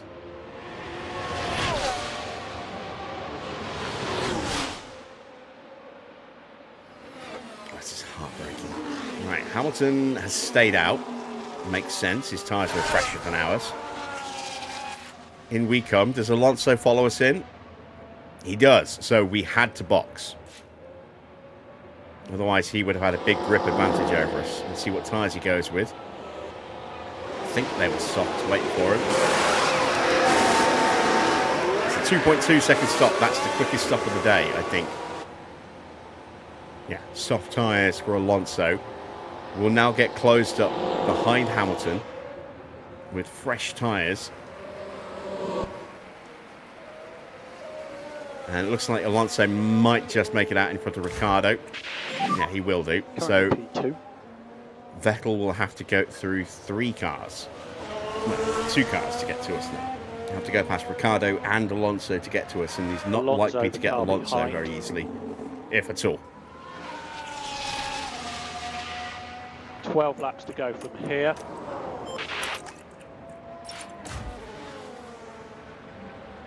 Right, I'm going to pop an ad break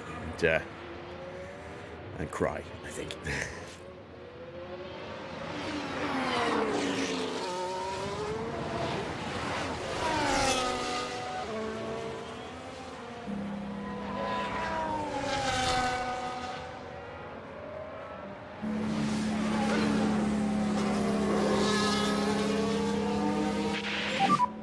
Pack is high.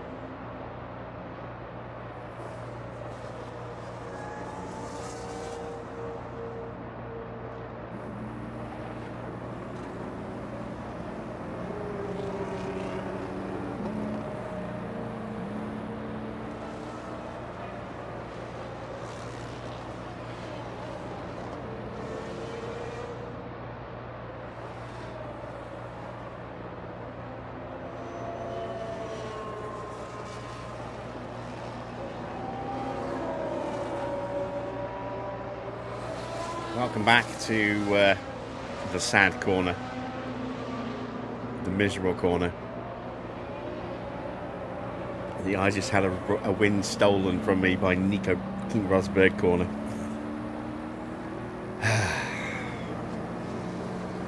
Still, we might get a chance of a win yet with Jensen.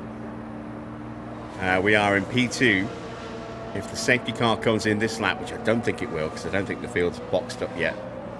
Not quite yet. It might box this lap. But if it does box at the end of this lap, we'll have 10 racing laps to go. We'll have fresher tyres than Hamilton, but not by a huge amount. Sebastian Vettel, having started in the pit lane, is now just 2 positions away from getting on the podium. And we are going racing. Safety car will be in this lap. And we have to get this done at For the start. restart, we suggest to use overtake at part throttle.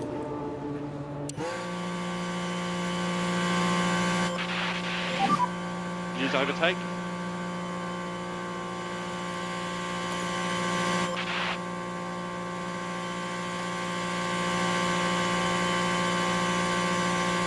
Come on, we're wearing the Jensen hat. Let's hope that while it's not the lucky hat for Schumacher, it's a lucky hat for Jensen, and that we actually get a win out of this debacle. Tyre looks stable.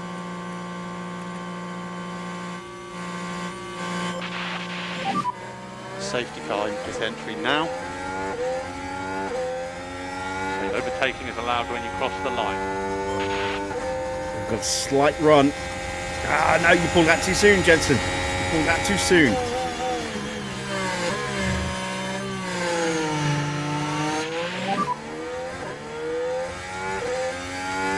This is why I don't like them in height, 0.4. because they have a tendency to pull out the slipstream too early. It's great when you're trying to punch through when you've got a massive tyre advantage or you've got a significantly quicker car, or combination of both. But when you're in a restart situation like this, when everyone's pushing flat out, last thing you want to do is jump out of that slipstream too soon. Alonso is now the car behind.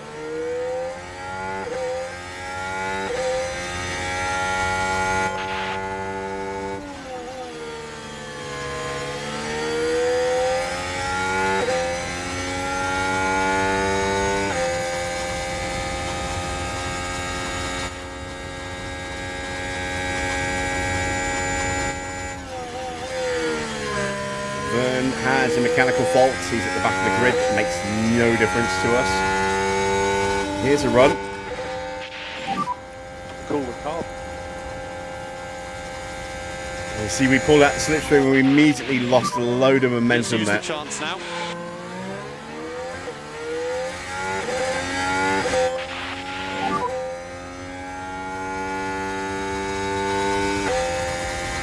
We think there's still opportunities here. DRS enabled. DRS. This is nerve-wracking.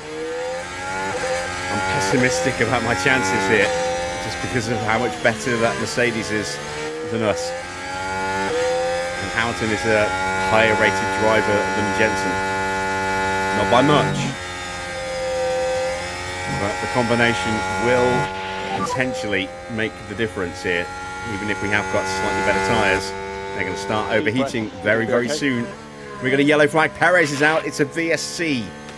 That gives me a chance to refill the battery again and cool those tyres back down. What happened to Checo?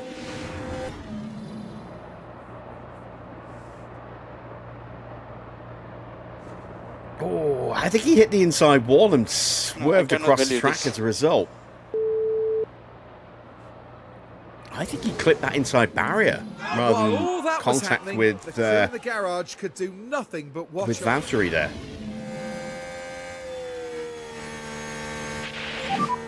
Functional safety car. Delta positive. Evening, Raphael.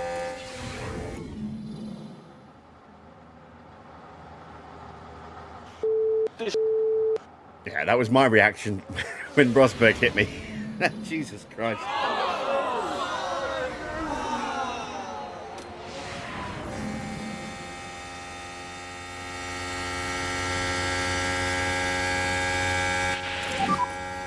Okay, there's a car in the barriers. I believe everyone is okay. Could be a debris. Maximum PU cooling. God, look, there's Alonso, our shadow. Ricciardo's still ahead of Vettel. Hulkenberg and Grosjean now 6th and 7th in the Saubers. Our misfortune is their gain. P2. As two of the cars in front of them say goodbye. Alonso is now the car behind. That's 9 laps to go. 8 laps now.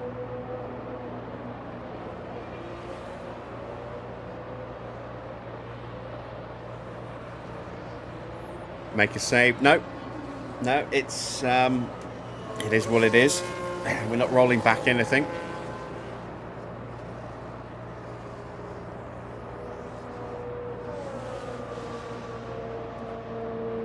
If we can't pull it off, we can't pull it off, but we'll give it a go. This, at least, I think, should keep the board happy. And even if we can't get past Hamilton and we do get overtaken by Alonso, as long as we can hang on to 3rd, that's the first of our 6 podiums that we need for the long-term objective this season.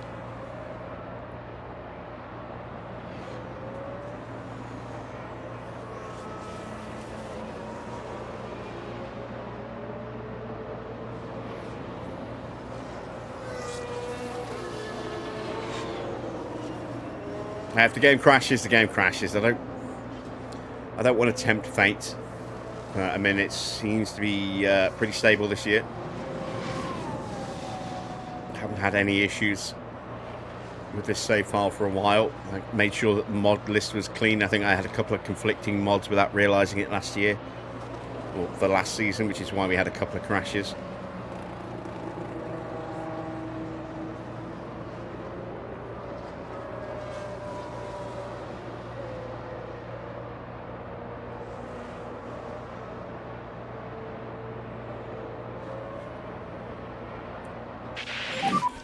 BSC ending.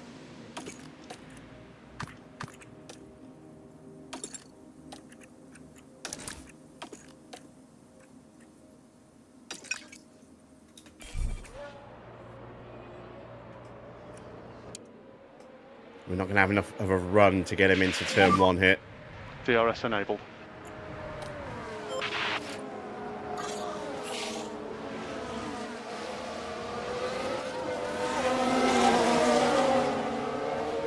DRS is already active because it was a VSC, not a safety car.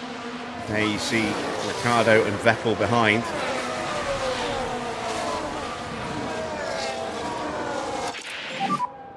Gap 0.7.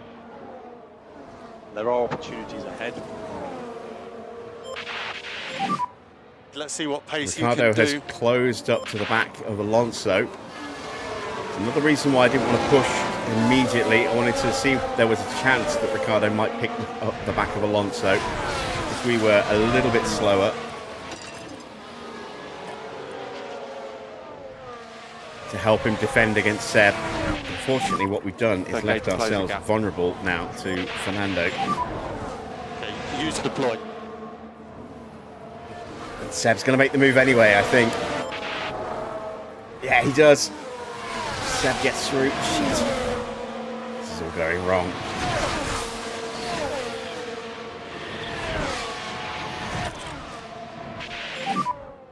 Alonso has DRS.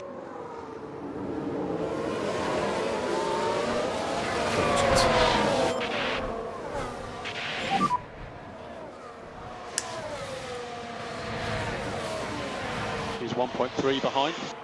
Come on, Jensen. No harm done. Oh, god damn it. Squeezed out by Alonso. Now I've got Vettel on me. I should have just pushed off the start, tried to stay with Hamilton.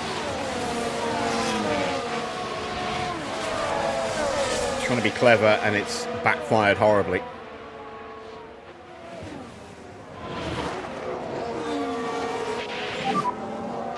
0.4. There's still opportunities here.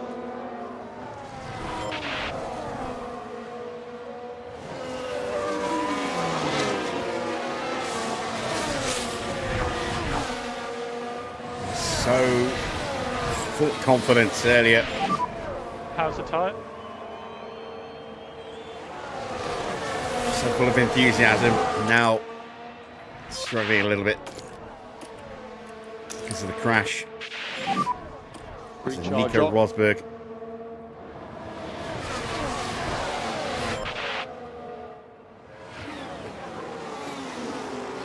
A little bit of an in-joke, but I knew I should have had that selfie with him earlier.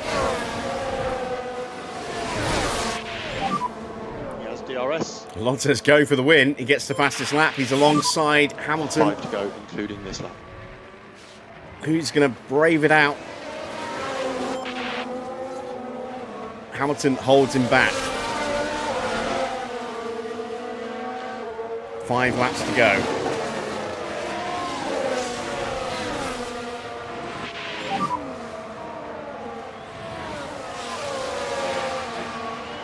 Plenty to play for. Tyres are overheating now. That's going to affect grip and performance. Now I've got Seb right on my backside again. Overtake available. Can't lose this podium. If I have to go into full-on defensive mode, I will do, but I really don't want to do that because then I'll lose any chance I've got of staying with the front two. Has DRS. Your recharge on is good.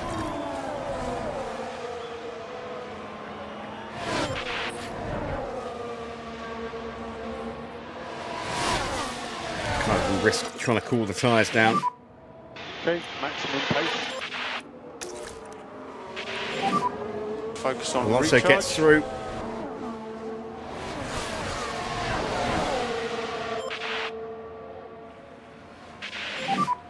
Four laps to go. Hamilton fighting back. Has he got the move done? He's alongside. He might get the better exit. He does.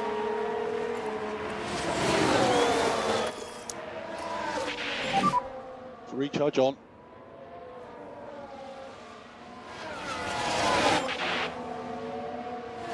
Set is swarming all over us.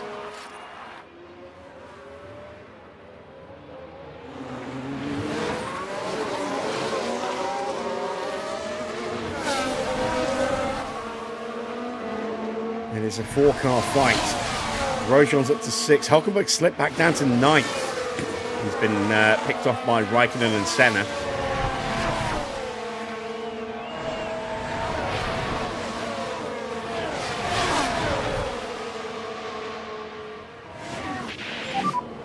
Fuel is okay.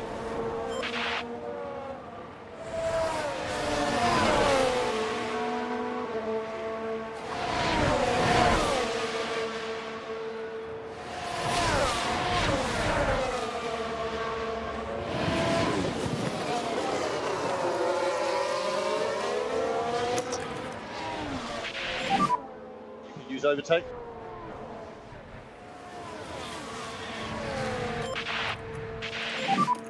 There are 3 laps to go. Recharge on.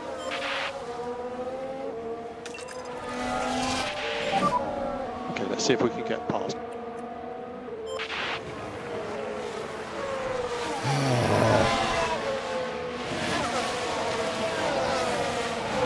It's another tense end to one of our races, but this time not in a good way.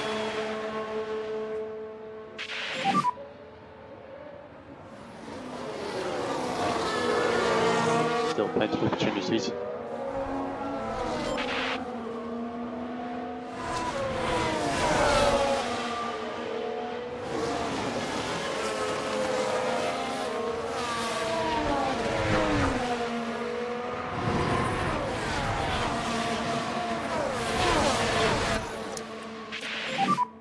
Recharge on is good.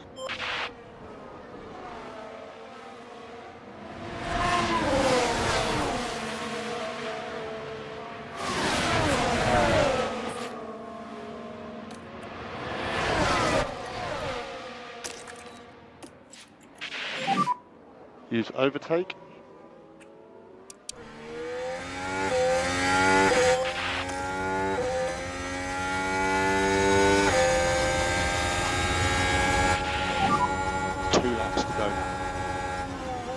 That's what I was hoping for. Alonso leaving the door open as he tries to overtake. Pick clear. We get through.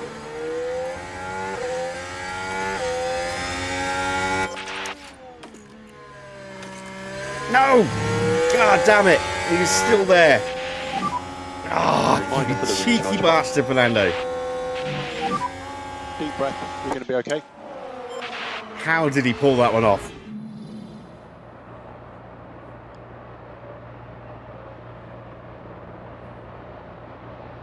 Oh, he was so late on the brakes. Oh, my word. Let's go. He just didn't do the haha, the bye haha on me. Oh, yes, Next bye car bye. is Alonso.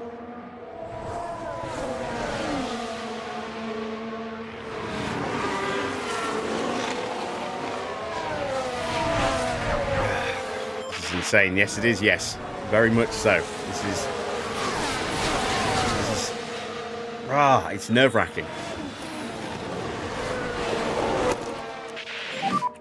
Overtake available.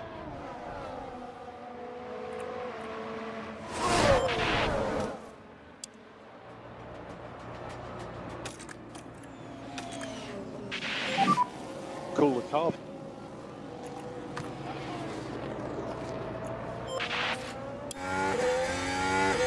One lap to go.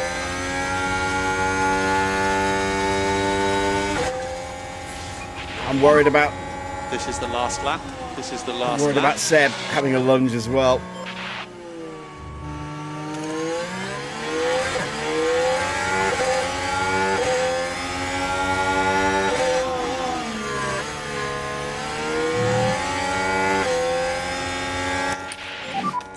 Car ahead is Alonso.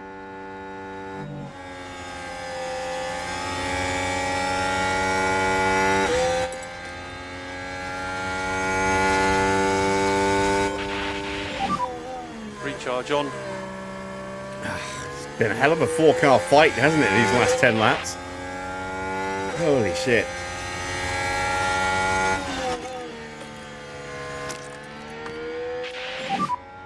Use the overtake button.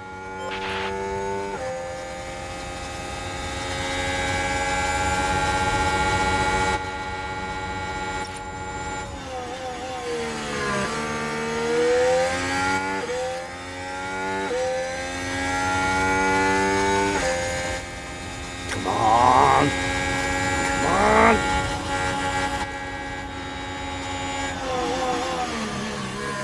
To the inside. Come on. He's still there. He's going to get us. Ah, no. Still No. opportunities here. Fuck. Pack is low. Okay, that's the checkered flag. God damn it. Checkered flag, P4.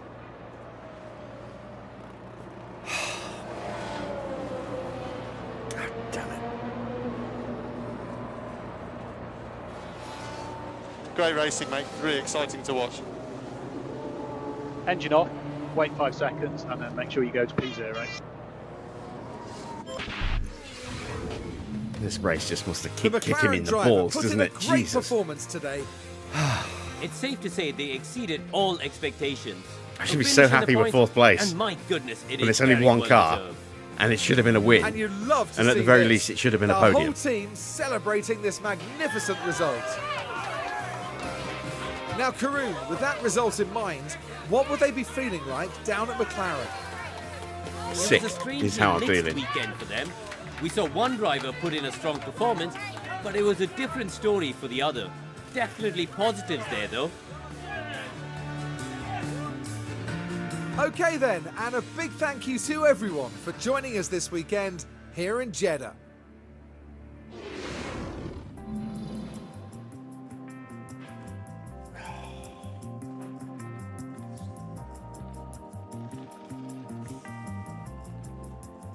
Confirmation. of the final result. It is Lewis Hamilton with the win. Fernando Alonso takes second, 19 places up and onto the podium from the pit lane. Sebastian Vettel. Jensen has to settle for fourth in the end. Grosjean got fifth in the Sauber, sixth and up 13 places. Bruno Senna. What a drive from him. Kimi Räikkönen seventh, eighth for Daniel Ricciardo, ninth for Satil. Di Resta managed to fight his way back to the points just in 10th. What happened to Hülkenberg? He's down in 12th, beaten by Jules Bianchi. So, hero to zero moment for Nico Hülkenberg here. Esteban Gutierrez in 13th, 14th for Valtteri, 15th for Jean-Eric Vergne, 16th for Wickens, 6 retirements. Marcus Ericsson out on the very first lap, corner 2. And then on the restart, Jaime Alguersuari crashing on the final corner as we're about to go back underway, bringing out a red flag. Then Maldonado did what Maldonado does best and crashed at corner 13. And then Nico Rosberg locked up, trying to pull alongside Michael Schumacher at the end of the start-finish straight into turn 1. And took us both out from first and second. And then Perez crashed. And we just couldn't quite convert. I'm distraught. I'm gutted. I'm devastated. And it's Seb who sits top of the driver standings with 40 points. A win and a third place. Hamilton up to second with his win. Puts him on 37 points, just 3 behind. Alonso on 24 points. Paul Di Resta is in 4th place on 19 points, and it's Hülkenberg with 15. Jensen moves above Schumacher. He's up to 13 points now and 6th, with Schumacher down to 7th, still on 10 points. Also on 10 points now is Romain Grosjean, who up 14 places. Bruno Senna getting his first points of the year as well. No, second points of the year. He's up to 10 points as well. Nico Rosberg down into 10th place with 8 points and a 3-place penalty for qualifying in the next Grand Prix. Raikkonen has 6 points now, as does Satil. Ricciardo has 4, and then it's the non-scorers led by Pastor Maldonado, Jules Bianchi, Esteban Gutierrez, then Bottas, Vergne, Wickens, Alguersuari, Perez, and Marcus Ericsson. In the constructor standings, 56 points now for Mercedes. Red Bull second with 40. Ferrari move above Sauber into third. They have 32 points. Sauber with 25 points. We are 2 points behind with 23. So many lost points for us today. Then it's Lotus with 16 points in 6th. Force India move up place above Toro Rosso. They now have 6 to Toro Rosso's 4. And then 3 teams yet to score, but Caterham move up a place into 9th. Williams in 10th, Marussia at the bottom in 11th. At least we did well here. We got the fastest stop and the third fastest stop as well. So a nice, healthy, hefty 40 points earned today in the pit stop competition. Caterham in 2nd with Bianchi's stop. Lotus 4th and 10th. Williams getting 5th. Marussia 6th and 9th. 7th for Mercedes, and Caterham getting 8th as well. A lot of big name teams absent there. No Red Bull, no Ferrari. So let's see the standings.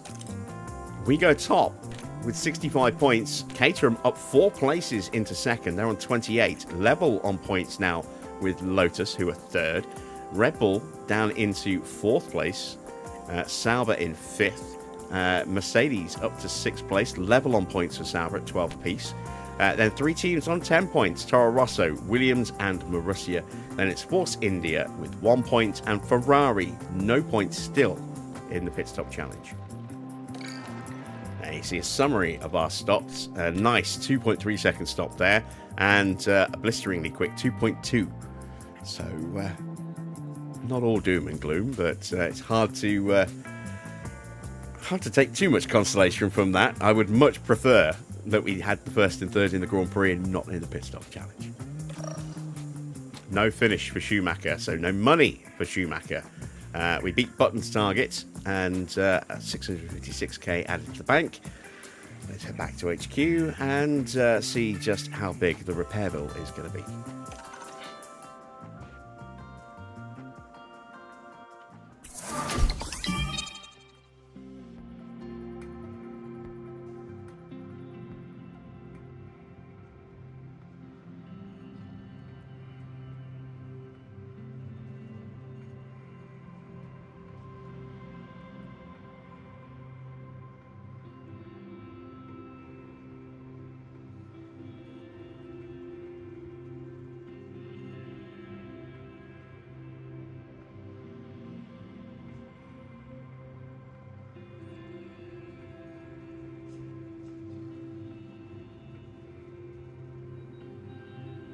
It's been one of the more heartbreaking Grand Prix today. We really were on for a phenomenal result. I mean, we still got a good result, but so much less than what it could have been. Ben Barnicoat goes up by a point. Yay. It's so hard to see the positives at the moment. Let's check in with the board, first of all. We've already had one big kick in the nuts today. Well, two, really. Let's see if we get another one. They were satisfied. Satisfied. Screw you, board. That's my response to that. Jesus Christ. And we missed out on the opportunity to knock off the first of our podiums as well. Ah, what a horrible ending to that race for us there. Right. Have we sorted out the issues here? Yes. Ah, thank God. That's sorted out quickly. That's good. Got 11 days till the next Grand Prix in Bahrain. Results of the regs changes. It will be major changes to the underfloor. So everything will be at 50% apart from the underfloor at 70%. And it was passed as a 6-5 vote. McLaren, Ferrari, Marussia, Toro Rosso, Force India and KTM voting for. Red Bull, Mercedes, Lotus, Williams and Sauber against. Alright, this is the painful email. This is the post-race data and the car inspection email. Could have been worse. I mean, I knew we were going to suffer a whole load of parts destroyed here, but I was really concerned about the engine. We lost, what, 15% of the engine? That's not too bad. ERS barely took a whack. We only lost, what, 5% maybe? Gearbox took a hefty hit, but we do have multiple gearboxes, so not overly concerned about the gearbox. And that engine is still usable for a while yet.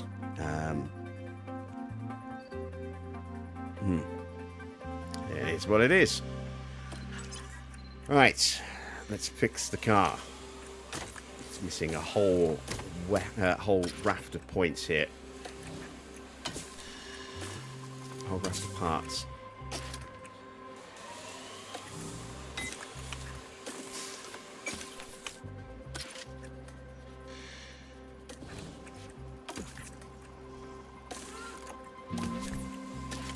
At least we had plenty of spares. There we go. So the car is back to its best again. Really need downforce, especially medium and high speed. They are the weakest.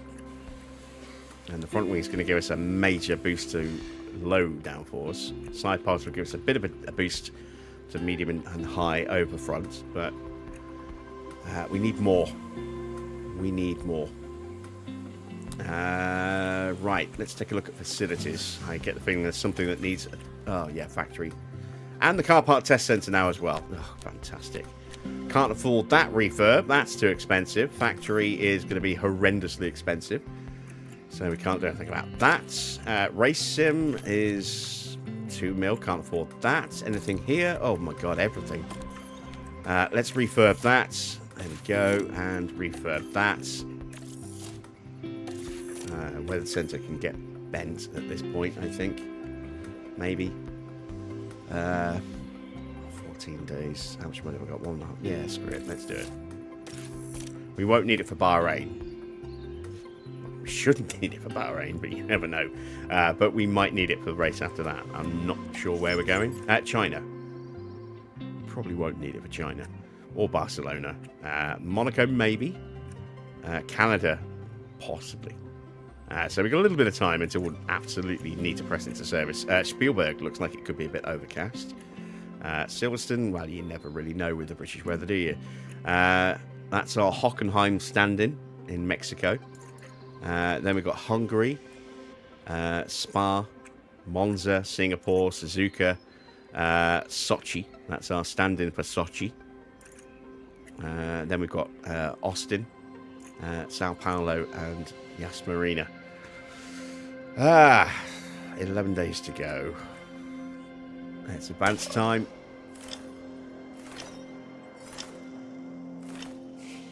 It's not the way I wanted to end this week's, history session. We will be back on the 26th file tomorrow. So Schumacher's positive, Jensen's enthusiastic. They're both unhappy with the car performance. That's probably mainly down to just how little downforce the car actually is producing at the moment. But we will work on that as best we can.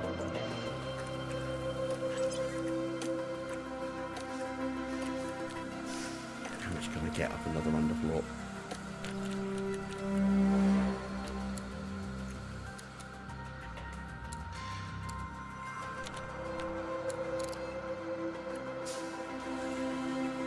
Not much.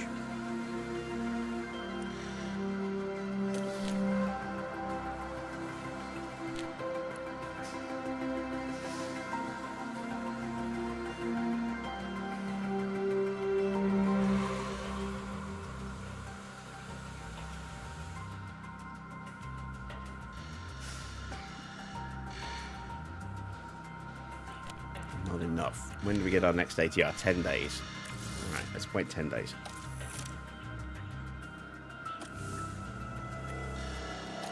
I think this will be our last season on this. I think we'll only do 2 seasons on this because we're going to have major issues with the database next year, I think, with people getting retired and then brought back with a rating of 0. And it's going to really mess up the staff pool and driver pool. So I think we're just going to do these 2 seasons and then we're done with this one. But yeah, it now makes this an all or nothing season. So we're not going to do any research. We're just going to throw everything at the wall and see if we can get the title this year. Right. Let's push on. Helipad is refurbed in time for Bahrain. 5 days to go.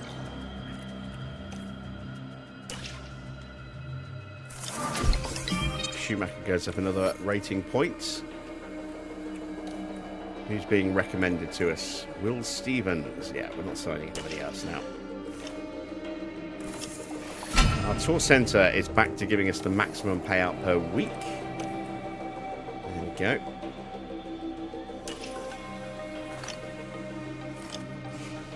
And there we go. We have made it to Bahrain. That will be next Monday's Grand Prix. We will return tomorrow, usual time, 8 p.m. for, I'm not sure where we're going, Monaco with our Aston Martin 2026 regs playthrough. And then we should have an Aduo after Monaco, by, from what I understand. So, yeah, some interesting things to look forward to tomorrow. It's such a shame the way things ended tonight. I really hoped that we were on for a phenomenal result, and in the end it turned out to be a satisfactory result. Yeah, that rankles me a little bit, but yeah, it is what it is, I suppose. If you have enjoyed tonight's race, despite the result, and you haven't done so already, give us a thumbs up. It would be much appreciated. If you are not yet subscribed, why not consider hitting that subscribe button as well, and click on the bell for notifications on live stream starts and anything else that drops on the channel. I will be back, as I say, tomorrow at the usual time, 8 p.m. for Monaco on our 2026 playthrough. This series will return next Monday at 8 p.m. Until then, though, that's it from me. Thanks for watching. I am Jim Bob, and I'll be back with more F1 Manager very soon.